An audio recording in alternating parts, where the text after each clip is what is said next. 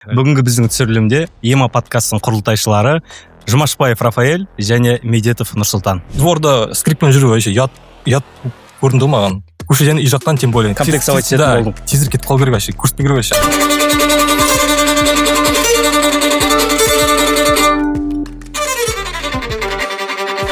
Негізі неліктен мен бүгін Рафа мен Нұрсұлтанды именно екеуін шақырдым дейсің ғой. Екеуі құрылтайшылар осы подкасттың деп менімен қатар айтып жатырмын ғой осы шығарылым басында. Неге үшеуміз бүгін жиналып отыр? Өйткені жігіттер бізге бір жыл толыпты негізі. Құтты болсын. Негізі былай қарап тұрсаң, подкаст түсіру оңай сияқты деп ойлайды ғой, негізі көбі. На самом деле өте қиын келісу бір уақытқа деген сияқты. Просто комментарийға мына ведущий көп сөйлейді екен жүріп барып.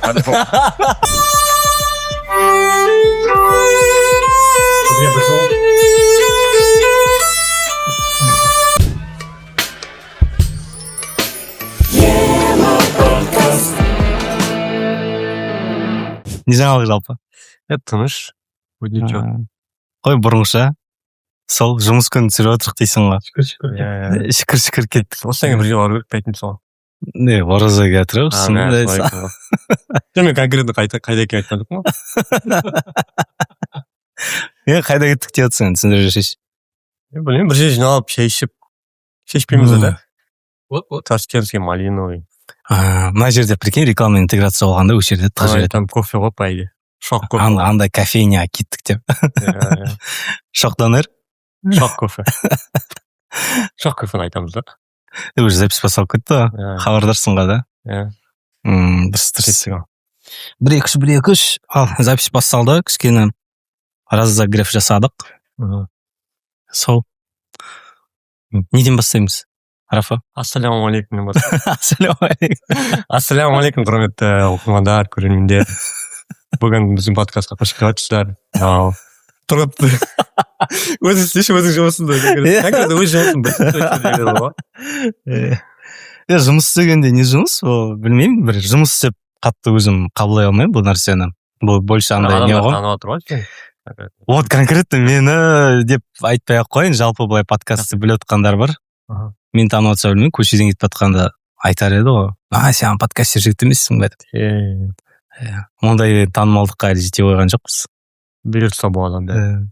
Керісінше сені танып отыр ғой адамдар. Мен де көп танып отыр ғой. Білмеймін, андай неден очкиден. Очки кепкіден дейсің. Аударып жатырмын ғой еще былай. Еще ACDC-дің музыкасы дейсің ғой да? Сол жауап тап тұр ғой. Ұрсан бірден айтшы. За кадром отырып. За кадром отырып ба? Звукта отырып бастайын. Наушникке отырып қойды. Мана танымалдылық деп айтып отқаным бар ғой, Рафаның, короче. Не деп отырамыз, бір мейрамханада отырамыз, сояқта футбол көріп отырамыз. Сосын бірге, екеуміз отырамыз, тағы да жігіттер тартылу керек болған, екеуміз отырамыз, сосын бір жігіт тұрды. Сен аударылып қалған бала емессің бе дейді. Алишер үшеуміз отқанда білесің ба? Екі жігіт шығып кетті де, қайтып кетті. Братай, ты перевернулся демай. Бұйырса сондай енді тағы аударылып қалмай қойырсын. Әрмен қарай осы танымалдылығын жоғалтпа дейміз ғой. Сен инстаграмға пост шығардың ғой, карикатура қазір тренд болып отыр. Мен астына жазып кеттім ғой, Рафаның танымал қылған үш заты бар деп. Біріншісі аударылғаны машинасымен, екіншісі ACDC-ді қолданған монтажер, үшіншісі еңбекқорлықты. Сосын айтам да, басқа елдің адамы монтаж жасап тұр да. Дұрыс я. Есесіне сен басқа ел арқылы, Европа арқылы, Солтүстік Америка, тіпті Аргентинадан қарап отыр. Солардың арқасында. Аргентина, нары глуш емес қой. Нормально жоқ. Жердің бір жері Тунис, Марокко. Ассалаумалейкум, құрметті көрермендер. Эфирде ЕМА подкаст, және бүгін бізде қонақта деп айтпай ақ қойынша, бүгінгі біздің түсірілімде ЕМА подкастының құрылтайшылары Жұмашбаев Рафаэль және Медетов Нұрсұлтан. Және бүгінгі емес, жалпы әдеттегідей осы ЕМА подкастының жүргізушісі мен Тұрғыт Юсов. Ал жігіттер, Рафа, Нұрс, қалайсыңдар? Жақсы. Қалайсың? Жақсы. Жалпы Нұрстың бұл дебюті, мүмкін шамалы қобалжып жатқан шығар. Бұған дейін ешкім әлі шақырмаған сияқты бат. Және просто өзім көп сөйлемеймін да мен. Во-первых, сосын сөйлеп жатсыңдар да, экранда қазір шумно болмасын деген сияқты. А то орыстарда мындай бар ғой, русский нелерде, программаларда бір-бірін сөз бермейді да, кім сөйлеп жатыр деген сияқты. тыңдай бергім келді основном сендерді. Мен сөйлемеймін, менің аппаратым сөйлейді деп тұр. Мына аппараты. аппараты. Сол как раз мұнда қойып жатырған себептеріміз да, в общем айтайын деген. Карантин басталды ғой, в общем, сол кезден бастап. Не знаю, почему-то сенбейтін едім негізінде, типа творческий кризис деген сияқтыларға. Енді жайлап андай. Желание ашылып кетір да, вообще ұзақ ойлайтын едім. Оқыған кезде скрипка уже 20 жылдан асып кетті ғой, как ойнап жүрген кезімде. Мән бермейтін вообще контент жөнінде, да, жаңағы продвижение жөнінде. Не үшін ойнап отырғанымды өзім түсінбейтін едім. Не үшін ойнап жүрсің енді, соны айтшы. Не үшін ойнап жүрсің, реально. В общем, мен түсінген бойынша, мен басында халықтар ойнайтын, и қазірден бастап уже ойнасам, өзім уже кайф ойлай бармайсыз ба? То есть, мынандай, уже мен ішінен шығарып, өзім ойнағаным арқылы шығарып жатырмын мен. А бұрында наоборот я делал, то есть басқаша болды, шын айтқанда, ощущением. Негізі өнер адамдары түсіну керек деп ойлаймын, Нұрсұлтан айтып отқан. Как работа сияқты көретін. То есть ойнайсың, довольный, классный деген сияқты, да? То есть ішінде эмоция жоқ ешқандай. И жаңағы 4 жыл бойы творческий кризис, там ресторанда ойнайсың, никакой не жоқ та, эмоция болмасын. И өзім үшін ойнай бердім, блядь, осы жерде, да, дайындалып деген сияқты, концентрированный болатырмын. И поймал өзімді. Не үшін ойнап тұрдым деген сияқты. Вот. Оказывается, мен для себя играю, блин. Өзім кайфын түсін да өзіме. То, что я люблю. Да, то, что я люблю. И ары қарай уже еще хочется давать развиваться. А ол кезде мен дейтін дайындалдым да, и как потолок келіп қалдым да осылай. Все уже нормально деген сияқты. В общем, сол. Жалпы енді... Сіздер енді... Енді өзім бердім сөз енді. Дұрыс. Жалпы енді Рафаны көбі бұрыннан бері тануы мүмкін, біздің көрермендеріміз, әсіресе өйткені ема подкасттың ең бірінші толыққан шығарылымында осы Рафаэль бізге подкастқа ең бірінші қонақ болып келген. Дегенмен де бірақ құрылтайшысың ғой енді басынан бастап, Нұрсұлтан да басынан бастап құрылтайшысы, осы ема подкастты ең басынан бастап осы іс алып келе жатқан осы үш жігітпіз. Негізі көбі Рафа мен Нұрсұлтанның ема подкастқа қандай қатысы бар екен дұрыс біле бермейді, бірақ шын мәнінде осы екі жігіттің үлесі зор бұл дүниені жасауда. Рафаэль негізі ең бірінші подкаст кезінде сен енді былай көтеріліп жатқан кезің болды да, сол кезде бір андай кішкене бір не болған сияқты, әлі сен экранға шығып көрген жоқсың, подкасттарға барып көрген жоқсың, кішкене қобалжу сезілді сенде. Толып болды, сосын микрофон бізде микрофонда тексермей қойдық қой сол жерде. Болады, ондай нормально. Мынау енді 14-ші шығарылымымызға жетіп жатырық, Аллаға шүкір. Әйтеуір өзіміздің қателіктерімізді түсініп жұмыс істеп жатырық. Айтайын деген, Рафаэльді негізі көпшілік біледі, бірақ та Нұрсұлтанды көп ешкім тани бермейді. Жалпы Нұрсұлтан бізде арамызда осы Атырауда жүрген ең өнерлі жігіттердің бірі. Неліктен екенін айтып кетейін. Өзі кезінде Астанада білім алған, оқыған, Астраханда да бір уақыттар сен оқыдың, иә. Өзінің кішкентай кезінен бастап сүйіп орындап келе жатқан аспабы міне аларымызда тұрған скрипка, қазақшасы қалай екен білмеймін. Осы комментарийға жазып кетерсіздер, қазақшасы қалай екен. Немесе жігіттерім жақтан гуглить ете салыңдаршы. Скрипканы ұзақ болып кетеді ме? Негізі Нұрсұлтан аты айтып тұр ғой, Нұрсұлтан деп. Кезінде біздің еліміздің ең бірінші президенті Нұрсұлтан Әбішұлы Назарбаевтың алдында скрипкасымен, бәлкім осы скрипкада шығар, өнер көрсеттің. Жоқ, басқа скрипка болды ол кезде. Кішкентайым ғой кезде. Ол кезде. Қай жыл? 2005 жылы болды. 2005 жылы? 2005-те. Нешедесің? 13-тесің ғой? 13 жасында сол кезде президенттің алдында өнер көрсеттің. Соны дұрыстап айтып кетші, бізге оның ішінде енді көрермендер онсыз да сені енден танып отыр, бұрыннан бері жақсы танитын біз ол туралы дұрыс білмейміз. Смотрите, скрипкада 6 жас это поздно деп айтады негізінде. 6 жастың өзі кеш, иә? А мен 8 жастан бастадым. Сол кезде 2003 жылы, 2004 жылы конкурстар болады ғой, қатысасың ғой, өзі 13 жаста баласың. Сол 2005-те сияқты как раз. И 6 жаста был бір бала, менен жақсы ойнайтын болды. Мен 13-темін. Е-мое, вообще қалай это как бы, да? Шок состояние болды. И наоборот, сондай кездер меніңше андай, как не вот вызов сияқты болады. я должен как бы добиться еще деген сияқты. То есть Астанада өте мықты скрипачтар өте көп, и конкуренция там вообще классно. И Астана сол үшін кеттім оқуға, там потому что развивается деген сияқты. И мен случайно попал в сол концертке на самом деле. Там выступает все ансамбль скрипачей дейді, ол кезде Айман Мұсахаджаев болды, ол кезде ректор. Шабыттың ректоры. Да. И сонда қатысып, андай, инициативаны алып кеттім мен, давай, хорошо деген сияқты. И там выступали мы, пирамида ол кезде. Пирамида. Да, пирамида ол айдала, и пирамиданың өзі тұратын еді вообще. Біз қайда келдік деген сияқты, да. И анда кіріп отырмын ғой санаға. Политиктар тұр да, вообще, дым көрмейді вообще. Он не отырсын. Ұмытып қаламын ғой, не отырғанда. Серьезно говорю, ұмытып қаламын вообще. Кіріне отырамыз, мен айтамын. Вообще, қалай еді нотаға, қалай басталады еді деген сияқты. Полностью. И қалай, білмеймін, ойнап шықты, в общем, қалай болса солай.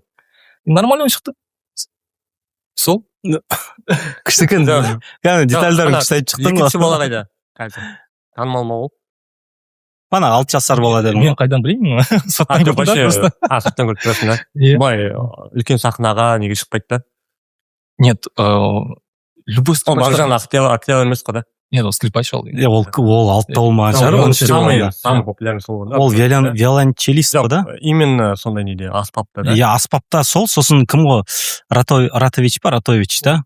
Ол пианист. Жалпы танымал аспапшылардан, ну енді аспапта ойнайтындардан.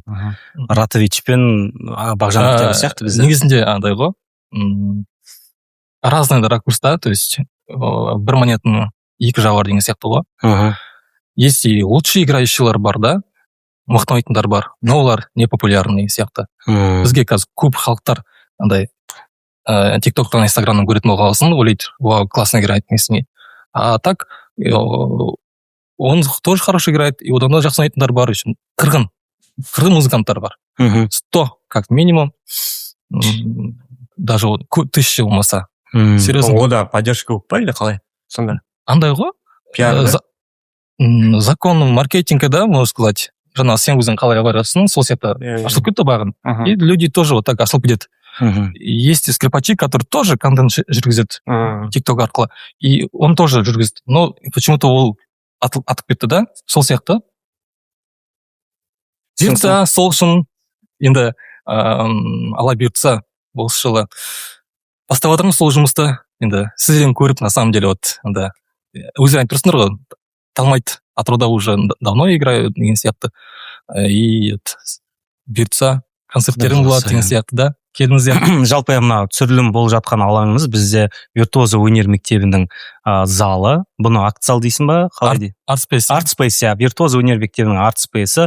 Жалпы біздің ең бірінші түсірілімнен бастап осы 14-ші түсірілімге дейін барлық біздің түсіріліміміз осы виртуоза өнер мектебінің артспейсінде түсіріліп келе жатыр. Сондықтан достар, виртуоза өнер мектебінің инстаграмда парақшасына жазыламыз. Жалпы достар, айтып кетейін дегеніміз, негізі ютубта біз статистиканы қараймыз ғой міндетті түрде.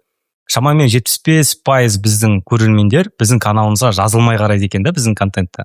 Сондықтан біздің тарапымыздан шамалы бір сұрауымыз бар дей ме, не дейді? Біздің енді қалауымыз бар. Қолдауларыңызды күтеміз, жазылыңыздар бізге. Біздің ютубтағы арнамызға жазылыңыздар. Тургут Юсуф деп таба аласыздар, не болмаса осы подкасттың астында сілтемесі болады. Онсыз да астында подписаться деген тетікшені басып кетсеңіздер, біз үшін оның өзі бір үлкен бақыт. Иә, сондай-ақ Рафаэльдің таксист кепкенің жеке парақшасына және Нұрсұлтан Медетовтің жеке парақшаларына инстаграмда жазылып кетіңіздер. Мына виртуоза өнер мектебін ашқаныңа біраз болды ма негізі? 2015-те аштым ғой. 2015-те. 10 жылдан асыпты ғой. Иә, 11 жыл болды. Бірақ бұл жерде болған жоқ ол кезде. Иә, біз көштік қой туда-сюда. Ең бірінші ашқанда, вообще андай болды, как андай благословение сияқты болды. Ең бірінші оқушымыз бар емес па? Аяғы ауыр келіншек келді. Ең бірінші оқушы. Еще біз ашқан жеріміз ана такой такси жер болды. Қазір баласы келіп жатыр. Жоқ. Шашып кетті ғой, ең бірінші оқушымыз аяғы ауыр деген. Түсінбей қалды ғой. Енді беременна келді. Иә, үлкен кісі. Иә, уже е-мое, баласы уже оннан астам бар да, уже онға келіп қалды. Даже соны айтқым келгені, типа, это не предел, да? Да, то есть как андай не болды тандай, будущесі бар сияқты ретінде уже. Болашағы бар деген сияқты андай, типа, осылай келіп тұр алдыма. он уже скоро босанатын айыр келді да уже таңда. И еще өзі келді ғой машинамен, Мерспен келді. Мен вообще деп қалдым. Еще арендап отырған жеріміз андай цокольный этаж туалеті бітішіп жатырған, өзім кірмеймін ана бар туалетіне. Свет жоқ, потому что сол себепті сен сол жақтан көшіп кеттің. Конечно, я потому что анда не маски шығады, андай жерден аштық. Ең бірінші жеріміз таңертең келем, өзім пол жуам, жан освежитель воздуха жажам, сосын маскаларды өлтіремін де, и в общем солай. Басында ашқанда бәрі өзің болдың. И конечно, я Поддержка болған жоқ. Нет, поддержка онда. Жолдасым поддержка жасады, достарым болды өзім музыканттар, солмен аштық қой. А так, в любом случае, как ответственность ретінде өзім аштым ғой сол. Жалпы соңғы уақыттары мына Атырауда өнер мектептері көбейіп кетті байқадыңдар. Ол нені білдіреді? Нет, не только Атырау, это по всему Казахстану. Бір мектеп білемін мен, кімнің несі оқушысы сияқты, мұғалімі ма бір Нұрсәннің бір уақытта жұмыс жасадық бірге. Екі әріпті. Реклама болып кетті сияқты. Иә. Сенің емес пе, жұмыстасы емес пе? Так, мен түсінгендей Онда, короче, преподаватель болады. Нет, не только они, и вообще все преподаватели ашты школаларда. Это, да. Адам баласы жақсы деп ойлаймын, конкуренция ғой. Конкуренция сен... Спрос и предложение ғой. Иә. Да, спрос и предложение. Сіздерге андай болып көрінбей ма? Қазіргі осылай балаларын беріп жатқан ата-аналар кезінде өздерінде бәлкім ондай мүмкіндік болмағанда да сол үшін комплекстерін жабу үшін триггеры сондай үйіндеулер рұқсат бермеді и бұлар жоқ рұқсат берсе де мысалы көбі ауылдық жерден болуы мүмкін. Енді ауылдық жерді мен жаман деп отқан жоқпын, бірақ ауылдық жерлерде көп өнер мектептері болған жоқ. Оны мойындауым керек. Мен өзім ауылдық жерден болғасын, мен оны мойындаймын. Мысалға скрипка деген қай ауылда мысалы 15-20 жыл бұрын дәріс болды скрипкеден бола бермейді ғой. Болған соң осындай ол кезде осындай облыс орталықтарында болған шығар. Қазір қарайсың аудан орталықтарында көп өнер мектептері бар. Мүмкіндік болмады. Ақша жағынан, уақыт жағынан деген сияқты ұрады. Қазір мүмкіндік бар. Енді 5 күндік қылып салады. Бұрын бізде 6 күндік болды. Кешкене оқимын сағатты. Қазір енді 6 күндік, 2 күн осындай секцияларға беріп салуға болады. Сен не бар мектебіңде? Бізде мектепте кішкентай балдарға да үлкендерге үйретеміз негізінде. Чисто по музыкальному ғой жаңағы. Сурет, домбыра, барабаны, гитары, скрипка, фортепиано, вокал. Ораторский бар еще ашып жатырмыз. Кәдімгі ораторский искусство. Что болады? Маған өзімде бару керек, походу. Мойындап тұрған рейс лайға айтып жоқ па? Саған бару керек шымде. Жара пойди. Айтым келеді негізі бар ғой шайса. Айтым келеді бар ғой. Мен андай. Дұрыста сөйлеш, блин, бар емес қандай. Сонда бір сезім болады. Хочется сказать, просто ұяласың да. Енді қазір официально айтсам. Баяда бір радиоведущийға не өттім. Курс жоқ, кастинг. Солар айтады да, сенің нең фишка ретінде пайдалануға, типа шепелявить етесің, картавить етесің ғой, вот соны нелер көп пайдаланады екен, ведущийлар. Да, ты что? Пайдаланып жүрсің. Мен пайдаланып жүрмін ғой енді, бірақ дұрыс емес. Және кезінде болған ғой тарихта, тұтыққан әншілер болған, тұтыққан журналистер болған, ырды айта алмайтын, сөйтсе мағадай айып етпес өзімді ойлап отырмын. Сөйтсе журналистердің шамамен 10%-ында мына дыбыстаумен проблемалары бар екен. Біреулер ырды айта алмайды, біреулер сыны шағылдырып айтатын сөйтіп журналистер көп екен. Сөздің аузында сұрайын дегенім, сен логопед не деп отырсың ғой?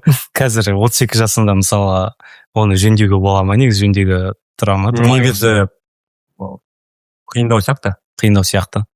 Бірақ енді өзіңе қазір ыңғайлы ғой, сен үйреніп кеттің, айналаңдағылар үйренді сөйлеуіңе. Түсінбейтіндей ештеңе айтпай жатқан сияқтысың. Жоқ, үйреніп кетті ғой бәрі. Қазір күшті сөйлеп келетін болсаң уже басқаша боламын да, алай ғой. Шашыңды өсіп жүресің де қиттейсің ғой.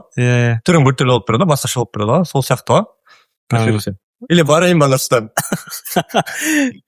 Мен ойлап отырмын, бар ғой уже қандай своими руками деген сияқты понятиемен аузыңа бір маленький шариктар тығып қой. Солай сөйлесің. Солар. Ондайны көргенмін. Если жаңа айтқандай еңбекқорлық деп жатсың ғой, сол сияқты десе жаңағы поставить цель. Ты ему добьешься в этом случае. Просто Нұрсұлтан жаңада мен орысша сөйледі, байқанда. Просто 16 мектепте оқыды. 16 мектеп. 16 аралас мектеп емес пе? жоқ қазақша Қазақша мектеп мен пе? қазақша Сен қазақша орысша. мен астанада орысша оқыдым А, сосын астанада орысша оқып и ни туда ни сюда болып қалдым в общем айтқанда просто аралас сөйлеймін 16-та орыстар көп сияқты. 16 мына академияның қасында мектеп. иә Жалпы ол қазақша мектеп, бірақ ішінде оқитын Иә. орыс тілді оқушылар. да смена басқа сменада уже орысша школасы По-моему. сен 5-те оқыдың да Мен Рафаэль Рафаэль деген вообще қазақша атпайсыз ғой неге Рафаэль мен ақылым бар ғой, Белла деген. Белла, білмейсің ғой? нет Белла, Рафаэль, сосын үшіншісін гүлайым деп Антар деп бітеді ғой, Рафаэльін тоқтайды ғой. Не бір Элизабет емес дейсің ғой. Оны уже әже қойған ғой. Әже типа өзін ойлап жүрген. сонда папа маман Белла мен сен Рафаэль деп Иә, папа мама қойған Папа мама Креативный уже, да, случай, короче, папаның жездесі қояды Белла деп. А мен, короче, роды дейді, қиын болады. Сонда Рода деген акушер, иә, туу кезі ғой. туу кезінде акушердің аты Рафаэль болады екен. И типа бәрі жақсы болғанмен сенің атынан қойын деп Рафаэль. В тему бүйтеді ғой, в общем, Белла, Рафаэль. Мен Белланы қайдан білемін білесің бе? Касыголдтан Белладан келеді деген. Рафаэль Касыголды жауап. Мен спонсорым ғой. Бүгін подкасттың спонсоры Белла. нет шынымен вообще әдемі аты негізі Белла Әдемі, деген Белла Белла деген қазақтардың арасынан бірінші рет кездестірдім, сол Рафаэльдің апасының аты Белла екенін білгенімде. Тұрғыттары қазақтар жоқ. Енді сол отыра берген санасы бен. жақсы дематемін Нұрсұлтан енді күшті аты. Нұрсұлтан мен 92 жылы басында не болды мода болды ғой бізде Нұрсұлтан Мода тек 92 емес, бірақ 91-ге дейін болды.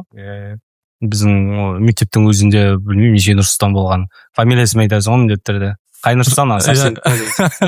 Енді зодиак орындайтын Айтпақшы, нумерология сенесіңдер ме? жоқ сенбеймін Мен по идее негізі білмеймін, андай самовнушение болады ғой, суицид дейтін. Аха. В общем, 7 болу керек, оказывается, менікі. 7? Не ол? Қандай нөмір? Туған күні 16-сы ғой. 16 бір мен алтыны қосады, 7 деген сан шығады. Суицид бойынша жақсы деген сияқты бар ғой. И сонда шабыт аламын ба кішкене. Ана самовнушение ғой. Иә. Давай. Зажет. Күшті екен әңгімесі, ұнап отыр ма? анда чисто негер ма там заман заттар арасында сияқты, по-моему. Қыздардың арасында өскесің ғой. Айтып отырмын, апам мен қарындасым бар, олардікі андай. Сондай әңгімелер айтады кішкене. менде тоже апам бар жоқ, енді ағаң бар. жоқ тоже жоқ Екеуің ба тек? Екеуің үйде жалғыз ер баласыңдар. Жалғыз ер баланың бір проблемалар бола ма, қалай екен, сол туралы бір әңгіме қозғап мен еще ортаңға аламын. Барлық жауапкершілік саған түседі. Жоқ, наоборот, қаралмай қалсын. Типа біріншісін еркелетеді. Біріншісін қалай анда первенец деп не істейді да. Ең алғашқысы. Ең алғашқысы. Сосын ең соңғысын еркелетеді. Ортаңғысы андай ба типа. Көрмей қалды қайда? Достар, сіздер де солай ба? Солай қалса. Мен біздің видео көрдім ондай бар ғой. Сондай тренд жасап кеткен ғой адамдар. мен еркек кенже соғасын тоже еркек уж Кенже дегенде сен енді апаң екеуіңсіңдер ғой. Екі баланың кенжесісің. Екінші бала демекші, Нұртас Адамбаев бір подкастта айтқан. Семьяда біз 3 бала болдық дейді. Мен екінші бала болдым, содан түсіне беріңдер қазір неліктен қоса көп жұмыс жасап жүрген. Шаруаның бәрі екінші бала келеді дейді. Ең үлкен мағадай үлкен болып кішілерін жұмсайды дейді. Ең кішкентай кенже болған ата-анасы андай тау болып дейді. Соның несін қалай интерестеріне жауап беріп, соның защитасына тұрып дегенде. Ортаншы балаға сөйтіп әркез үлкен жауапкершілік түсетін көрінеді негізі. Жауапкершілік дегенде андай мен үйдің үлкенімін деген жауапкершілік емес. Мағандай көрінбейтін шаруаларды сондай көп жасайтын да, көбінесе екіншілер, я болмаса ортаншылар солар екен. Сен әрі екіншісің, әрі кенжесісің, әрі ер баласың, жалғыз дейсің ғой. Иә. Вообще айтайыншы, мен скрипканы вообще қалай түстім? Есім түсіп кетті ғой. Жоқ, айтпай қойшы. Айтып отайын ба? В общем, мамам қобызшы ғой, музыкант тоже. Қобызшы. Академияда как раз 2000 жылы не ашылды. Куштымында дені написано академия деп баспаймыз жасап отырған кезде. Сол кезде бізге скрипка алып келеді үйіне. Академия скрипкасы просто үйде тұрсын деп хранение, что ли, не знаю. Қойып қойды. Мен келдім де аштым да, сосын струнасын үзіп жүремін ғой. ойнап просто ол биткенге үзіліп кетпейді ғой. мен сол қатысып тұрмын ғой қатысып тұрмын ғой мен деген и сосын жауып тастадым сосын мама айтады қатысасың ба саған ұнайды ма дейді мен иә вообще ашпай қойшы деген сияқты ғой енді чтобы прикрыть свой косяк да білдіртпеу үшін иә білдіртпеу үшін иә дейді мындай дегенмін ғой и сол кіріп кеттім скрипкаға вообще білген жоқпын мен вообще по своей воле ма? нет не по своей воле просто оның өзі бір тағдыр болып тұр ғой енді ол тектен тек емес ол бір сондай өзіңе бір белгі келген болып тұр ғой сондай скрипканы сен үйіңе жіберткен болып тұр может негізі енді осы жерде отқанда сен скрипка тартасың сен гитара тартасың ғой мен бір история чирин давай мен білген жоқпын гитара ойнайтынын жоқ пианино жақсы ойнайсың қой жоқ пианиноға өлең айтатын білемін әйтеуір сен жоқ пианиноға жоқпын мен пианиномен мені былай араластырмай ақ қойыңдар біз ешқалай біздің сұрпамыз араласпайды дейсің ғой мен гитараны былай ойнаймын енді бірақ та андай аккордтарға қарап былай алдыма шығарып қойсам былай ойнай аламын бірақ та мен айтайын деп тұрған қазір историям қазір әңгімем гитараға қатысты емес скрипкаға қатысты ғой как раз давай кішкентай кезімде шамамен 5-6 жасымда телевизорден кімді көремін ғой Ванесса Мэйді көремін ғой қай жақтікі Индонезия ма Сингапур ма Сингапурдікі сияқты не мұсылман емес қой ол деген жоқ негізі түбі китаянка бірақ сол индонезиянка ма Сингапурдікі ма бір жақтікі сол 90 жылдан соңында кәдімгідей анау бар ғой танымал болып кетеді ғой не скрипканың үстінде бүйтіп ұшып бара жатып нелердің бұлттардың арасында скрипкада ойнайды диск сол 98-99-дарда мен шамамен 5-6 жаста шығармын сол кездерде Ванесса Мэйдің скрипка ойнағанына қызығамда үйге мама айтамын ғой мама мынандай инструмент алып берші мынандай ойнайтын алып берші деп сосын айтады ертең жайлап өз шешесін алып береміз ғой дейді өскесін қосын айтсамшы жоқ өскесін айтайын 2011 жылы ма ағам неге барып келеді демалысқа Астанаға ма Қостанайға ма бір жаққа барып келеді де сол жақтан бір скрипка алып келеді ғой кезінде скрипка ойнағың келеді ғой мен скрипка деп онымен ашамын ана камифольный бәрі комплект жүреді ғой енді мынандай қатты қымбат скрипка емес енді былай любитель үшін енден бастап келе жатқан музыкант үшін жақсы скрипка бірақ енді үйренейін десем мақатта скрипка үйрететін адам жоқ қой сол кәдімгі содан қор болдым ғой мен ақыры үйрене алмадым өтірік айтпай ақ қояйын сол кезде алып келді ғой 2011-де ең бірінші 2-3 ай былай өтірік тартқан шығармын бір видеолар қарадым ол кезде интернетте дұрыс дамымаған кез дұрыс мегалайн болды ғой мегалайн болды дұрыс айтасың оның өзінде мегалайн болғанның өзінде ютубта қазірдегідей дәрістер жоқ сөйтіп қызық болған сөйтіп қалды да қазір өтірік айтпай ақ қояйын үйде әлі жатыр сол күйінде сол ағам айтады ғой сен ақыры ойнаған жоқсың ертең мен қыздарым өссін міндетті түрде олар ойнайды дейді білмеймін енді менің ойымша бала қызық тұрған жерде енді ол кезде енді әртүрлі жағдай болды ғой қазіргі кезде кішкене мүмкіндік бар да мысалы ағамның қыздары әсіресе үлкен қызы пианиноға неге жақын бар жүр ма скрипкаға қызығушылығы бар ма скрипканың жиендері емес қарындастарым ғой ағамның қыздары неше жаста ең үлкені 6-ға енді толады биыл 7-ге толады енді жақсы жассың кезінде жақсы жас баруға да или осы сәтті пайдаланып скрипка сатамыз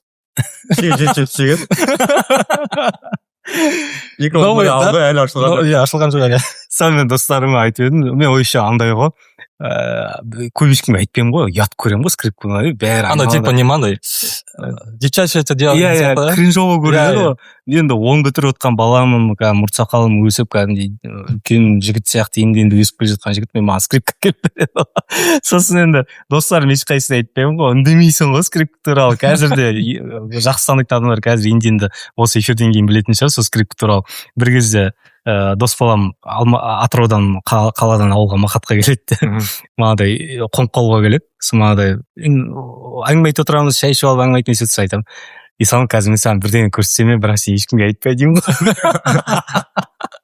сен бірақ ешкімге айтпа деймін ғой айтпаймын не болды дейді кроваттың астынан аламын да чемоданнан шығарып мен скрипканы көрсетсем мынау дейді мен ойласам мылтық көрсетейін деп жатыр мен ойласам қазір мылтық көрсетейін деп жатыр скрипка ма дейді сол я тебя понимаю мен оқыған кезде кішкентай болсам да дворда скрипкамен жүру вообще ұят көрінді ғой маған андай көшеден үй жақтан тем более комплексовать ететін болдың тезірек кетіп қалу керек вообще көрсетпеу керек вообще айтпау керек ешкімге сол неге біз неге сол өзіміздің қызығушылығымызды басқалардан жасыруымыз керек ондай ойға сыймайтын нәрсе емес қой өнер сол кезде сондай болды негізі просто менталитет бәрі сияқты қазір шаштарын боялып салғатты ғой менталитет сондай болды ғой қазір өзгерген сияқты адамдардың көзқарасы ше типа скрипач андай типа андай спортпен айналыспайсың тем более да вообще жоқ, неге? Мүмкін спортсмен скрипачтар бар шығар. Мен бір рет көрдім, Америкада оркестр ойнап отыр. Мгм. Мужик енді, да? Қол качок бана көпір тұрар ғой, оркестрде ойнап отыр, мыш қалмас. Иә, ма. Енді слишком енді шығып тұр оны качок көрініп тұр. Түріне қарасаң айта алмайсың скрип. Айта алмайсың дейтін. Бодибилдер, в общем айтқан, бодибилдер скрип ойнап тұрған көрдіңіз ба? Сондай Бодибилдер. бодибилдер. Негізі былай, мысалға, маған скрипка келген кезде мен 17 болған екен, ол тым кеш болды ма, ол жас скрипка үйреніп кету үшін, әлде ол жай стереотип па? Кез келген жаста үйреніп кете аламын скрипка? Нет, стереотип емес, потому что қол пока жұмсақ кезде Қатқамай тұрған. Да. Сосын вообще вот өскен кезде вот уақыт жоқ қой дайындалуға. Сондықтан сноб. А так көп дайындалу керек та. Дайындықты көп талап ететін сондай ерекше аспап дейсің ғой. Да, вообще таңертең тұрасың скрипка, обед ішесің скрипка, ужин ішесің скрипка, жатайында отырасың скрипканы бітіресің. Солай болды ғой бізде. Сен жеке үйде, жер үйде тұрдыңдар ғой да, кішкентай? Нет, квартирада. Вот жерін айтшы, қалай ол квартирада тұрып алып? Квартира тұрмын, а? Иә, скрипкаде ойнайтын көршілер міндетті түрде бір шағымдарын айтпаса, жалоптарын тастаған шығар, полиция шақырған кез болған шығар. Смотря сен қалай ойнайсың. Если жақсы ойнатса, үндемейді онда. А если там кринж болып жатса, там не то болып жатса, өзіңде қоя қоясың да, и академиялар дайындаласың основном. И соға тұр тың түсінесің. Сосын мен 5-ші класста уже ойнаған кезде 5 жыл бойы жаман ойнап шықтым өзім для себя, в общем. Да, фальш деген сияқты, қате все время такое. Үйдегілер айтатын еді, ойнамай қойшы деген сияқты. Қақта ортасына ойнамашы деген сияқты. И сосын тоқтамайсың, дайындала бересің. И уже давай деген сияқты. Дәлелдеу керек фотта үйдегілер, да? Да, практика керек, сосын в любом случае вот даже ойнам білмейтін бол кез болды. Жыладым вообще, тасташы уже мындай тұр деген сияқты. Ойнамаймын, қатыспаймын уже болды, шаршадым. Скрипканы алып сындырып тастаған келген кездер болды ма? Вообще ашпайтын кездер болды даже. Андай, тез потлы слез кетті ғой, айтқанда. Ол негізі этаптан өтіп кетті. жақсы ма, жаман ба ондай болған? Менше жақсы, думаю, потому что бір цель қойдың, енді соны любой қиындық болса тоқтап кетпейсің ғой. Надо пройти это, думаю. А вот кішкентай кезінде ол моменттер андай қатты болмайды да, просто өтіп кетуге жақсы. А сен қазір үлкен жастасың, 30-дасың, допустим. Что-то хочется сделать и не болса, и өзіңе побороть. Адамға да ойлар сияқты мен. Себебі біреулер ондай состояние шыға алмайды ғой. Жабылып па, болдым, тасташы. Адам мүмкін несіне байланысты шығар, характері дей ма? Мен Нұрстанды білем ғой, Нұрстан ондай адам емес та, жолда тоқтамайды да. Потому что мені мамам заставлять етті ғой. Басқа қараны жоқ. Айтты ғой мен, ойнамайын жоқ. Нет, ойнайсың. Рақсат төлеп қойдық. Соқпайдың да, ұрсат деген сияқты да. Өзі осындай болды ғой бізде. Сабақ оқымасаң там, шлеп лақтырады деген сияқты, соғат басынан. Жоқ, одан дер соғат еще сақайнаған. Оны айтпа қазір. Үлкен хейтке шығаймыз одан кейін. Қазір сен айтып отқаны қазіргі адамдар қазіргі уақытта дұрыс емес деп қабылдайды да. Біздің кезде ол дұрыс емес деп айта алмаймыз да. Иә, мектепте мұғалімнен тәжесі, үйге барып папа-мамаңа айтсам, дұрыс сөйт болды, не істейсіз, үндемей отыра бересіз. Сондай кездер алған. Енді выпуск мана шығарылым басталғалы, скрипка туралы айтып отырсың, мана кімнің мықты не бар ғой?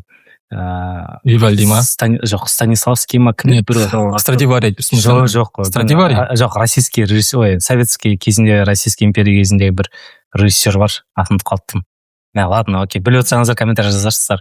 Егер де дейді сахнада мылтық тұрса, ол мылтық атылу керек дейді. Мен ойымша мына жерде мына скрипка тұрса, скрипка ойналу керек. Сондықтан сенен бір қаяқтан келді дейсің да, қалай келді дейсің да. Не істеп тұр, былай тұрмау керек, былай жай тұруға болмайды. Просто көрермендер бағалау керек қой сенің. Все, давай. Бағала. Давай. Әлде Станиславский ма мана айтып отқан, Станиславский сияқты. Страдивари деп тұр ғой. Страдивари деп тұр. Жоқ, Страдивари ол мастер ғой. Скрипач Станиславский мана режиссер театральный. Ал давайте ал. Тыңдаймыз, микрофон. Қалай, дыбыс нормально ма? енді менің құрдастарым түсінетін бар. Біз қандай жастар бізде вообще аудиторияда? Біз аудитория, миллениалымыз ғой. біз миллениалбыз. Жалпы біздің аудиториямыздың көпшілігі 25-34 жасында, жас аралығындағы. Құрдастарымыз. Иә, біздің құрдастар. Одан кейінгісі сол 18-25 аралығында. 18-25 аралығында. Біздің аудитория ғой. Онда посвящается нашим 90-х годам дейсің да? Біздің құрдастарымызға.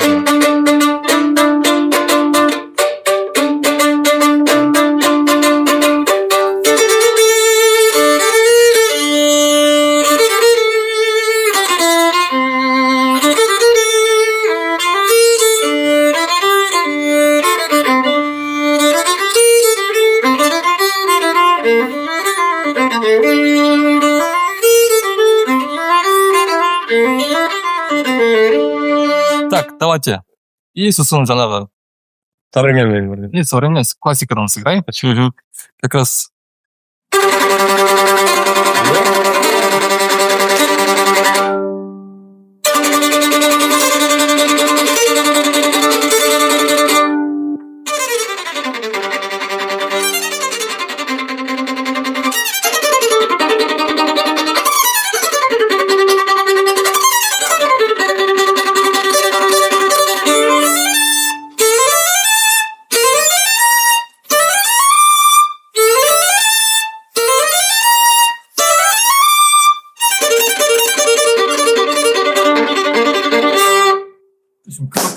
Браво! Кул. Керемет. Не деген тамаша орындау. Иә, сен Нұрсын бұрын ойнаған негізі естідің ба? Иә, білем ғой. Мен өтірік айтпай қоймын, бүгін қазір бірінші рет естіп отырмын. Сен қаншама концертің болды, сен көбінесе анда жұма күні кешкісін, я болмаса сенбіге қоясың. Мен ол кезде Мақатқа кетемін. Сенің бірде рет концертіне барып көрген жоқпын. Құдай қаласа ертеңгі концертіне баруға міндетті түрде. бұйырса Құдай қаласа. сол енді 4 жыл бойы почти ойнаған жоқпын, нормально дұрыс ойнаған жоқпын. Микрофон жақындатайық па? Нормально ма? Сол 4 жыл бойы негізінен дұрыс ойнаған жоқпын өзімде. Иә. Вот енді формула жинап жатырмын да. Вот и жаңағы авторская шығармаларымды ойнағым келеді көп. Бұйырса жазып жатырмын, көреміз ол. Сен скрипкада жаңа күйлер жасап отырсың ба? Иә, күйлер жасап Күй жатырмын. дейді ғой қазақшада.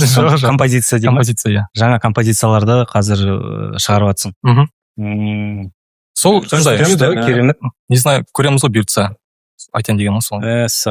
Бір ерекше кәдімгі жағдай ғой, бұл біздің подкастымызға деген кәдімгі классикалық композициялар орындалады.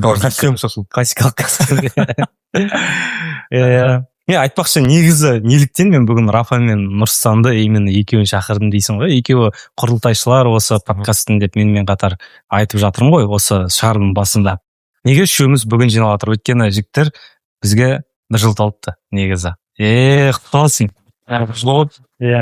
Жоқ, қазір асықпай-ақ қой десе, или қазір алдырта берейін ба? Асықпай-ақ қояйық па? Жарайды, жақсы. Асықпай-ақ қойым да. Негізі 1 жыл болғанда біз 2024-тің соңында негізі шығарылымдарды түсіріп бастадық. 2025-тің басында YouTube-қа жүктей бастадық. Содан бері біз осы 14-ші шығарылымға дейін жетіп үлгердік. Ол жақсы нәтиже. Мен ойша 14 айдың ішінде 14 шығардым. Демек, айына кемінде біз бір шығарылымнан шығарып жаттық жігіттер.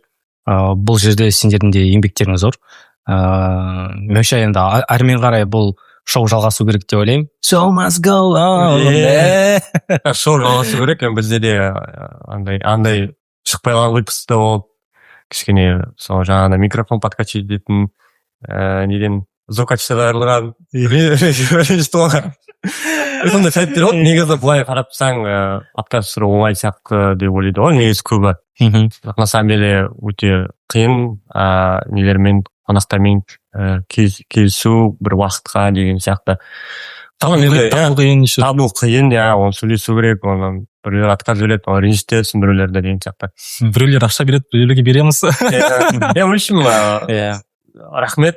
Осылай үшеуміз жиналдық. Екеуінің басын қостан мен ғой, өтірік.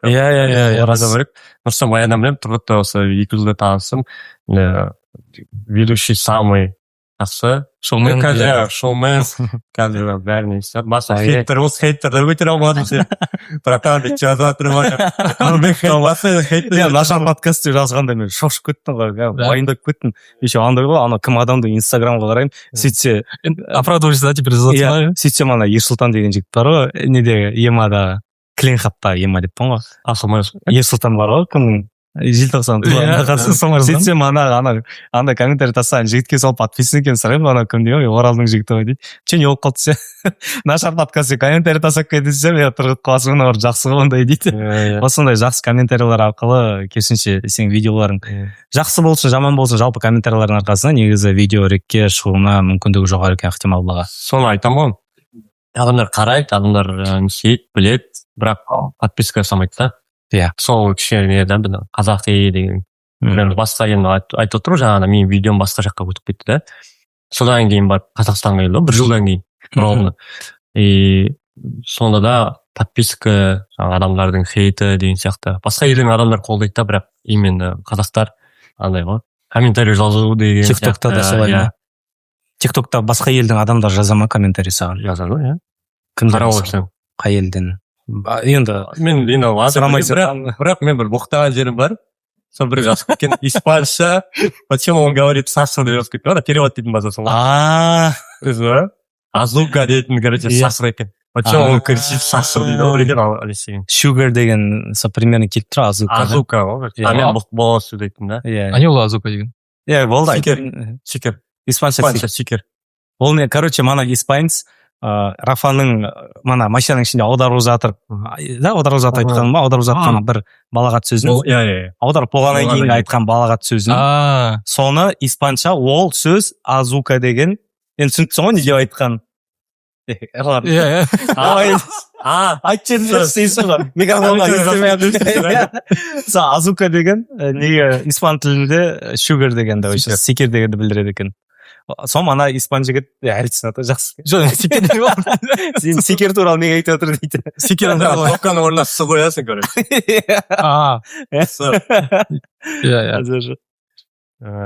Иә, негізі жалпы негізі контент жасау оңай емес. Бұл жағынан енді сен кәдімгідей жарып шығып отқандай көрінесің маған. Өйткені Қазақстанда қаншама блогер, қаншама ютубер, қаншама тиктокерлер бар. Сенің бір блогың шынайы айтайын, дос ретінде емес, көрермен ретінде айтайын. Сенікі бір ерекше да, әртүрлі адамдармен әртүрлі жағдайлар болады. Біреулер саған боқтап кетіп отырады, мағада аударылып қалғанын былай тұрсын. Әлем жерде айтайын ба айтпайма дейсің, бір қара нәсілді жігіт короче, таксиден шығып кетады да, қолында сырасы болмай ма? Бірақ сыра зиян ішпеңдер, сыраны ішуге болмайды.